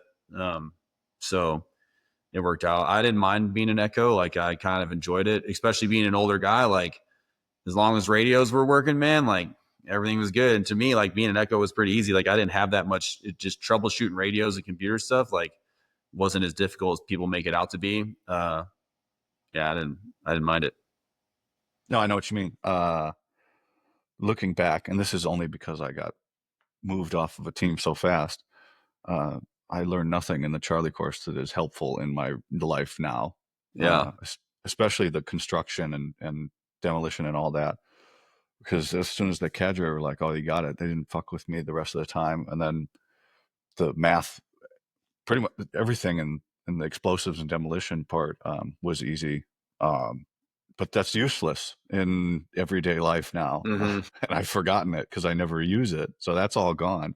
So maybe an Echo would have been the better, but I was just focused on getting the beret. I was like, that's Yeah. going to be the best way to easiest way for me to get there. Let's go Charlie. So you with your more kind of introspective and leadership and ability to look back and say, hey, let me do something else, better decision, I think. So good for you for challenging yourself. Just like that guy who is a fluent Spanish speaker and decides to do Yeah. Korean because he's like, it's the easy way out. I was like, that's Mm-hmm. pretty fucking cool. Good for you, man, to not take Spanish and go speak Korean with a Spanish accent. That's really cool. So you had said you signed your deck statement, Yep. but you got promoted anyway coming out of the course. Yeah. So because my OML was so good, the Army had passed up my number during, as they're promoting people for combat engineer. But as soon as I got to the end of the Q course, they had put the ETP up where you didn't have to have MLC to pin E8. You could go up to a year after you pinned. As soon as that ETP dropped by the Army, I got promotion orders. I was promoted. I'm the E8 the next day. It's like October 1st or something. Um, so I go in, I'm like, hey man, like the Army messed up because I went from 12 Bravo to 18 Echo and then back to 12 Zulu. And it was like a system error, is kind of how it all worked out, right? Wait, and then did you immediately go to 18 Zulu? Eventually, yeah, I'll get to Okay. that. So Okay. I went to 12 Zulu, and I showed up. I'm talking to the cadre and stuff in the language, and I'm like, hey man, like this is what happened. I'm trying to get demoted. It escalates up. Like everyone's trying to help me get demoted. Promotions branch isn't helping me. And now I'm on PCS leave, and I'm like, why should you be getting demoted any day? Well, the CSM battalion group and my company sergeant major had found out, and I had a conversation with them, and they're like, hey man, like they reached back to me. They got together like, we're not gonna punish you for being good at your previous MOS, or like it speaks a lot about you that you're willing to give that up. We're gonna let you keep it, but you're here to be a senior Echo, like be an Echo and stay in your lane. Like I'm like, Roger, like I'm a new guy, dude. Like I'm a sponge, teach me. Like I didn't come in feeling entitled or like, I because I'm an E8, like you stand parade wrestling. Like I didn't come here to be that guy. I just came here to be a dude on the team. So like I said, like I came in, I'm the new guy, I'm scrubbing the toilets, I'm doing the things, like I'm just trying to be value added where I can. I'm a humble dude. So I was glad they gave me that opportunity. I never brought it up again because obviously the pay jump is like pretty good. So yeah, I was like, so now they moved me from 12 Zulu to 18 Zulu because if I'm 12 Zulu, I'm kind of screwing over the engineer corps because like now they're thinking they have this 12 Zulu somewhere out in the abyss. Why isn't he holding one of our first sergeant spots or something? You're on So a they, J set and you get PCS orders to yeah, fucking flip exactly. steward again. Yeah. So they put me as 18 Zulu and just put me in a senior Echo spot, man. And I did that for 2 years. Um, did well enough to where they wanted to send me to TSAP. And it was also kind of like, hey man, like you're a senior guy, like we need to know like what your future looks like. So you're going to go do the TSAP. If you do well, we'll give you a year on the B team as the ops sergeant, so you can like be mentored by the sergeant major and stuff. I did that for a year. We deployed, came back, and then I just took a team. So a couple months ago. Good. That's good. I've said many times on here, the B team is a lot better than guys think it is for For learning sure. about how the company works and battalion works, Yep. especially. And then learning all of the people that work over there that actually do all the shit to set up everything we need to be successful on a team. So nothing wrong with going to the B team. I, but that was the only option open to me, so I highly recommend it. I actually got one of the shirts on today. So, Yeah. but um, It ended so up being super beneficial for me because I got a bird's eye view of what all the other teams are doing and how all the other team sergeants are like managing their guys. And I was like, well, I know I want to do this. I know I don't want to do this. I know do not do this because that's just that pisses off the command team, like, so I got to see all those things. And then I got to really see like how the company operates. And like you were saying, the battalion, like I have a lot of good relationships now at battalion to where like when my dudes go down there needing something, they're like, oh, like, yeah, 7-3. Oh, we know your teams aren't like, yeah, we'll hook you up. So I tell my guys, I'm like, yo, don't go burn those bridges that I took time to get there, like, I remember I went in. I was like, "Hey, Sergeant Major, the new Master Sergeant series for the dive team." He's like, "Oh, send him in." Sergeant Major walks out. "Hey, good to meet you. Do you know how to write a fucking paragraph?" "Yeah." "Okay, good." Because the last guy didn't know how to use spell check. You'll be good with me. And I always wrote that down. I was like, yeah, always use spell check when sending Sergeant that's Major funny. email. So yeah, you learn stuff by being up at the team room about how Yeah. things work, and it's all great information. So fuck, I mean, everybody says, yeah, I got an interesting path to get there, but if it was, that's probably the latest that you can slide into group in your career and For still sure. make it in there. Um, Yeah. yeah, I know. I talked to somebody the other day, a 75th Ranger Regiment guy, and he's like, "Oh fuck, JSOC, you can go as a sergeant major over there. They don't give a Hmm. fuck. You go do the long walk and things." But as far as SF goes, that's probably pretty much as late as you can get there. So Yeah. And I'll be honest, man, like some guys probably aren't super happy about it. I don't, I don't really care because like I know I'm where I'm supposed to be. And like I worked my ass off to get there. And like, yeah, my path was different than most, but like I don't think anyone would put me in this position. Like if I wasn't qualified to do so, like they're not going to put a team safety in jeopardy. Like if I'm not able to do the job. Um, and I do think that in SF, man, like leadership experience is lacking terribly. You figure like for me, I was a team leader, I was a squad leader, I was a platoon sergeant. Dudes are a junior, they're a senior, they're a Zulu.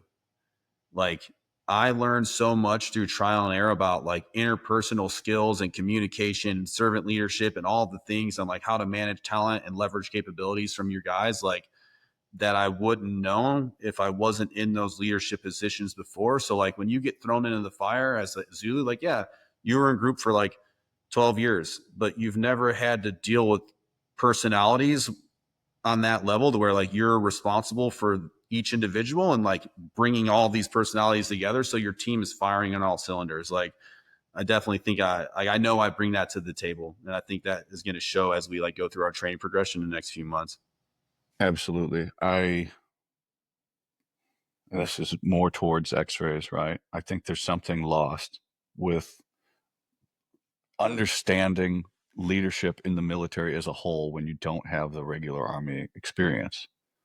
Um, and most of our force now is 18 X-rays or super junior guys, younger and younger. And if you know minimal experience, and when I was in the regular Army, I was on staff, but I learned how staff works and things like that from being there every fucking day.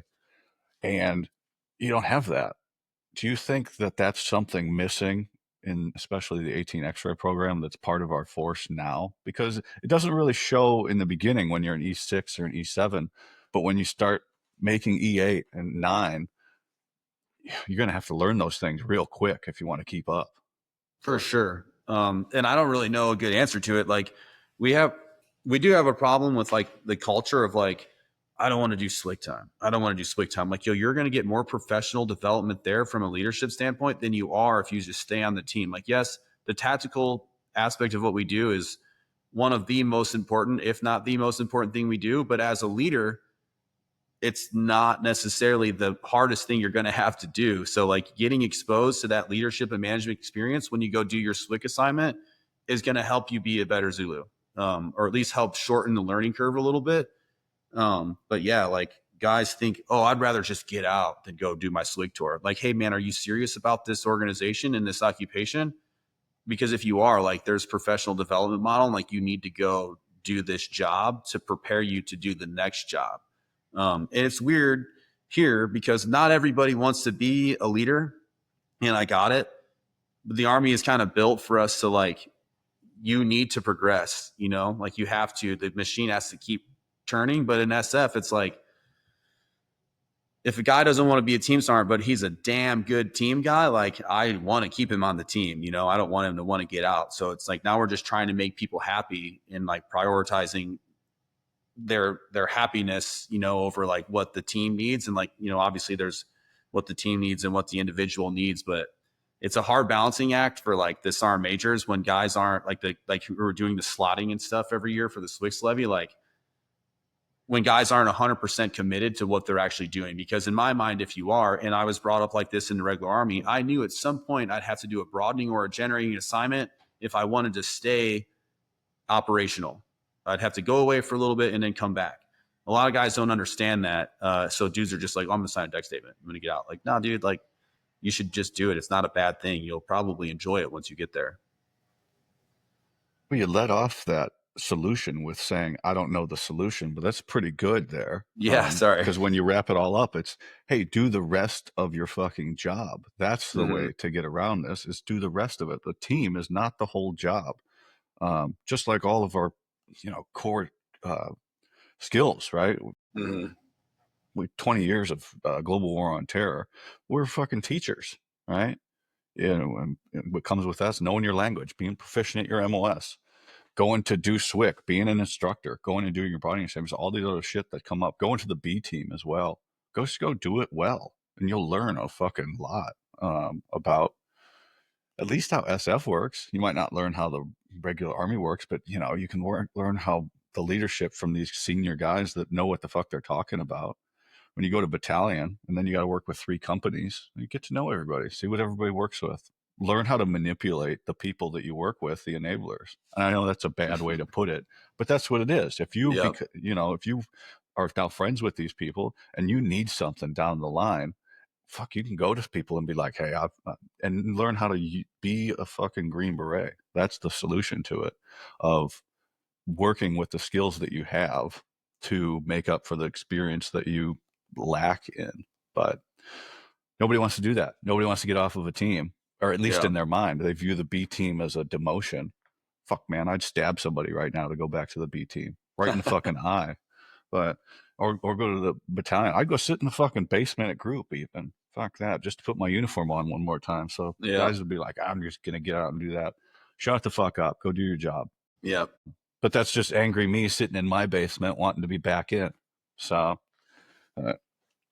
whatever. Like I said, I'm a lot better than I used to be. I'm a lot more chill than I used to be with it. But that's, I mean, what's it like having a team? Because you haven't been in group for very long, and you get a team, you get handed, with all of my previous guests that were team sergeant, the greatest job in the United States military. What's it like taking a team? Man, it's like, I guess it's exciting, right? Initially, there's like some pressure there, especially given my circumstances. Like, I feel like there's definitely a little bit of a chip on my shoulder. But I view it as like, I'm at the pinnacle of my tactical career. Like, this is what I've always wanted to do. Like, leadership has always been my favorite and most rewarding thing I've done in the Army. It's what kept me in this long. The tactical aspect of what we do has been the second most fulfilling thing I've done throughout my entire career. and now I'm at the pinnacle of both. So I'm just like super freaking excited about it. Like, yeah, man, I don't feel like I like am underqualified. Like I feel like I'm exactly where I'm supposed to be. Um, yeah, excited for like the challenge. Again, like we're just hitting our training cycle. Um, Not sure what the future looks like for CENTCOM and like FTNs and such, but like we're competing for one for sure. So, that's the goal. Is like I just took this team. We're gonna earn ourselves an FTN and like go and execute the mission and then come home and then like go out like Tom Brady. You know what I'm saying? The first time, not the second time. So Weren't they both on championships though? no, he came back after he won the Super Bowl with the Bucks and then Did had he a come back shit for another season one? and then retired. Yeah. And then, oh, okay, Yeah. okay. So I forgot. I mean, I forgot about that one. So I don't know. In Yeah. my mind, he went out on the Super Bowl champion. Who gives a fuck? He fucking got like a bunch of 7 rings or some shit like that. Yeah, for So sure. you got the beret, you got the tab, you're going on top no matter what. Yeah. So what do you want to do when you're done, man? Just travel the country, being a musician, fucking living the great life, growing a beard and getting weird. Man, I don't know if I'll ever be able to grow a beard, to be honest with you. Unfortunately, I don't have the face for it. Uh, I don't know, man. I'm almost done. Like I did my bachelor's in organizational leadership. I'm like halfway done with my master's in human resources and organizational development. If I'm looking at it from like, what do I want to be when I grow up? Probably some type of like leadership or management consultant. Um, but I also still want to work around other veteran communities and stuff. Like I'm not really interested in like going and telling like civilians how to like people who never served how to be better. I don't know. Like I'm willing to help anybody who wants it, right? But I'd prefer to continue to work around like military individuals or veterans. Um, the music thing is fun. It's a hobby. I have had some offers to like, hey man, if you play a 3-hour set, I'll pay you $500. I'm like, cool. Yeah, I'm not really there yet. Like, I don't really want to do that yet. But if I could just do that, like for fun, and then live off my pension and retirement and stuff, and like my savings, like I would probably consider that, But I think I'm way too much of a busybody. It's like to not have an actual job after the army. So we'll see. You never know. I mean, 3 hours is a long, long fucking time. That's a long time to To sing, play sing, guitar, sing yeah, music. for It's sure. one thing for me to have people, and I'm talking to people in my basement having a show and talk to them for 3 hours because you're just talking about, the team life and shit, and you're like, Hmm. fuck, 3 hours, where did it go by? But 3 hours playing a guitar and singing and sitting on a stool, that's a long fucking time. Yeah. Anything So in your career that because you're at a point now, there's a lot of the things are closed off to you, and there's the path is starting to dwindle down. You look back, and anything you like, I wish I would have got to do that. yeah, I mean, obviously coming over to this side of the house so late in the game, like the 2 deployments that I have done here haven't been like what I was expecting, like my early Afghanistan deployments, but like on the SF side of the house. I wish I would have came over sooner. Well, actually, if I had to do it all over again, even though I had like a super successful career, I'm not disappointed with it by any means. I probably would have went to Ranger Regiment and then came to SF like early in my career and chose that path. But yeah, man, I guess the only school that the Army has to offer like that I didn't get to do is like Ranger School, which when I'm done with my team time, like I might still just try to go for fun if they'll medically clear me, just so I can say I did it, before I retire. Hey, like I said, we had a first sergeant go, and he crushed it. He was leadership position the whole time, Nice. and I'm sure that the cadre were aware that he was a first sergeant, SF first sergeant going through. So, careful there. But yeah, it's still that one's still always open to you to go. Yeah. Yeah, I guess you got to think about that sometimes because you get to group and you're like, did I go too late? Should I have gone sooner? How often are you thinking about that? Because if you said those deployments were not exactly, but big chunk of time where you were in the regular army and those deployments were a thing, especially in fifth group. You're like, fuck, I wish I wouldn't have got hurt and playing fucking flag football. Yeah. Yeah. I mean, again, like everything happens. I am a big believer in like everything happens exactly the way it's supposed to. So like when I got here was when I needed to be here and when I was supposed to be here, like not only in like my career, but in my personal life. So everything is working out great, man. Like I'm not upset with it by any means. I got some early good combat deployments, like a lot of guys nowadays, they don't see anything. Even dudes you see walking around, like maybe you were a JTAC and you dropped some bombs on some people, but were you in a firefight, cause like that's what everyone glorifies combat. I've seen like, that's been the highest highs and the lowest lows of my careers. I've seen both ends of that, but like, yeah, I don't know. I'm happy with what I did accomplish and all the things what I have done and like where I'm at again now. Like I'm at the pinnacle of my career, so like I'm super good, man. This is the first time in my career I feel like I don't have to worry about what's next too. Like finally I can just enjoy it and embrace it and give everything to it, and like I don't have to be worrying about like, oh man, what am I going to do next? What my next assignment going to be? Like I know like this is 90% sure this is going to be the last thing I do in the army, and then I'm going to retire. So like I can just not worry about verifying my board file for a promotion board. Like I don't care about any of that. Like I am just in this position now, man. It's cool. You'd be surprised. My buddy finally is retiring. Uh, and he was retiring 10 years ago when, and he's like, man, the guys in front of me just keep retiring before I can. And he just kept getting higher and higher billets as a CSM. And he's like, finally, now I'm done. I'm done. That's it. Yeah. So you never know. You don't know. You could just, oh, fuck. As you said before, you made 8 and you're trying to get demoted. You could come into work one day and they're like, hey, man, did you know you were going to make Sergeant Major? Like, no, I Yeah. didn't even submit my board file. There's Yeah. been a little bit of a mix up. Yeah. So I that think shit at could this happen. point too, it's my wife, like we're finally having our first baby any day now. So like I've been able to commit everything to the army for the most part, and now like I'm ready to do this last job, I think, and then like commit to like just being more of a husband and a father, because like she sacrifices a lot. It's not easy for her, so cool with it, man. I don't feel like I need to chase anything else. I feel like staying in longer would actually probably be the easy way out for me. It would be like staying in my comfort zone, which obviously when you choose this path, like I'm not about that. Um, it would be easier to stay in and do the things that are literally laid out for me in the professional development model. Like I know what I need to do to get promoted.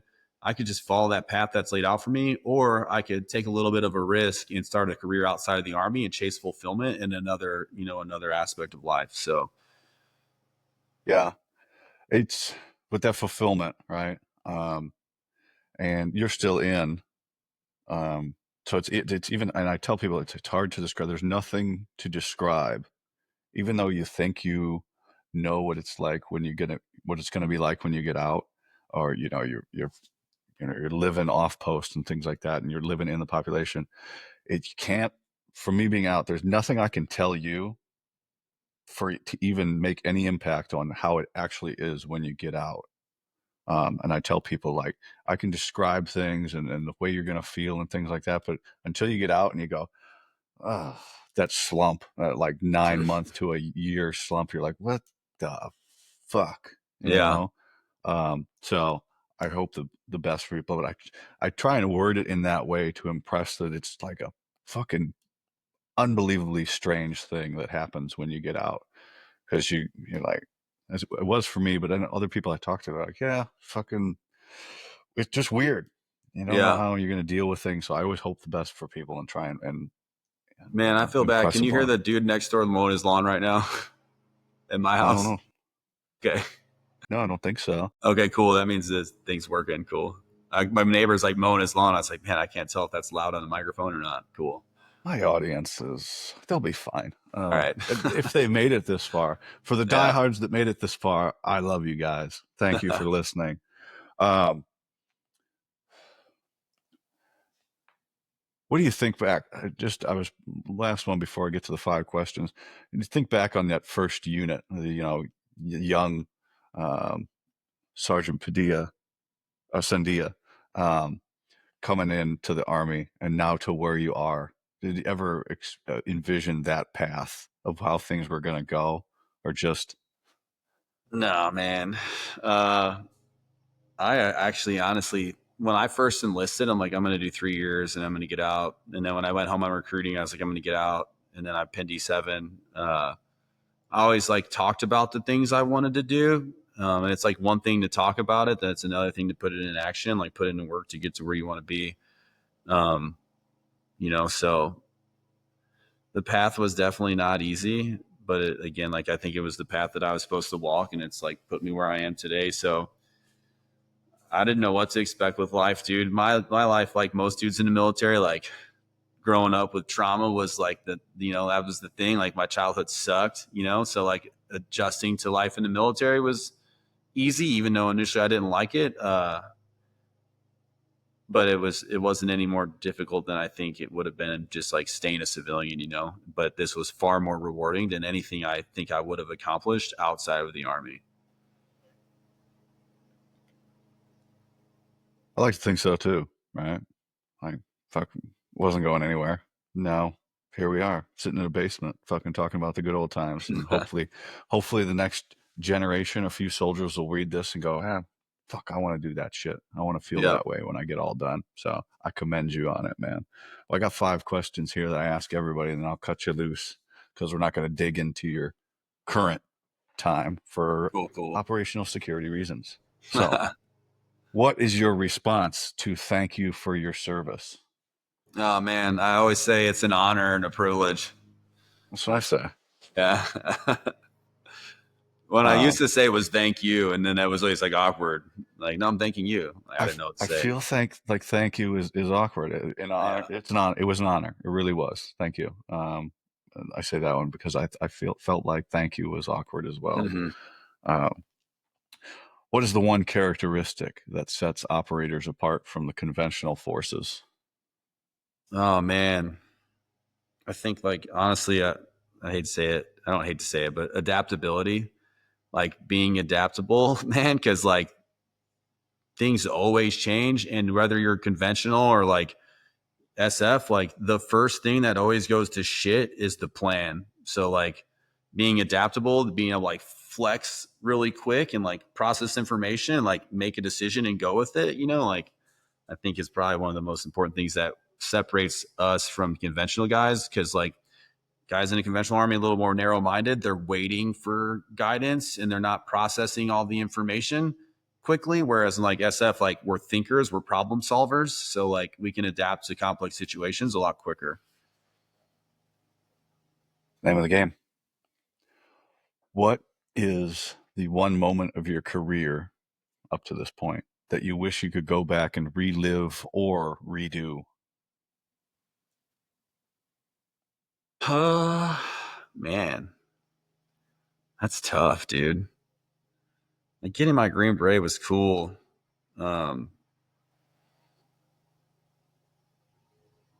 yeah, I think probably, man, like just like like earning my Green Beret was like probably the most rewarding like aspect of like accomplishments in a professional development like or standpoint in the Army. There were some pretty cool moments in Afghanistan, but I can't say like when I was younger I'm like this was the best thing ever, but looking back on it now, like like lucky more people didn't get more severely injured or more people get killed. Like I don't know if I'd necessarily want to go back to those unless I had to. Like we trained for those and stuff, but yeah, stay away from those ones unless it's necessary. Yeah. What is the best piece of advice that you received during your career? Huh. Man, just like I've had so many good mentors throughout the career, but I think one of my favorite ones, which some people didn't like, was you're an NCO, figure it out. Um, because some guys get so caught up on asking for the answer. And if you do take the time, or at least a little bit of time to figure it out on your own, not only will you find the answer, like you'll remember it and you probably won't have to come back to it again and ask your team leader, squad leader, whatever, several times over. Like, just put in the effort to like figure it out, like problem solve on your own before you just come asking me every question, because you know I have the knowledge. Like, I learn things by seeking out answers on my own and like studying after work on my own. Like, so yeah, just be a problem solver, man. Yeah, you're an NCO, figure it out. As you should. It's your fucking job. If you're wearing a Yep. rank, you should be able to figure that shit out. All right, this one's usually a back then and now sort of thing, but since back then is currently your now, we'll just go with, what are you afraid of? Uh, Failing my dudes, man. Like failing the team. Like not. Yeah, like the biggest fear is like I making a decision that has catastrophic consequences, like to one of my dudes or for the team. Honestly, so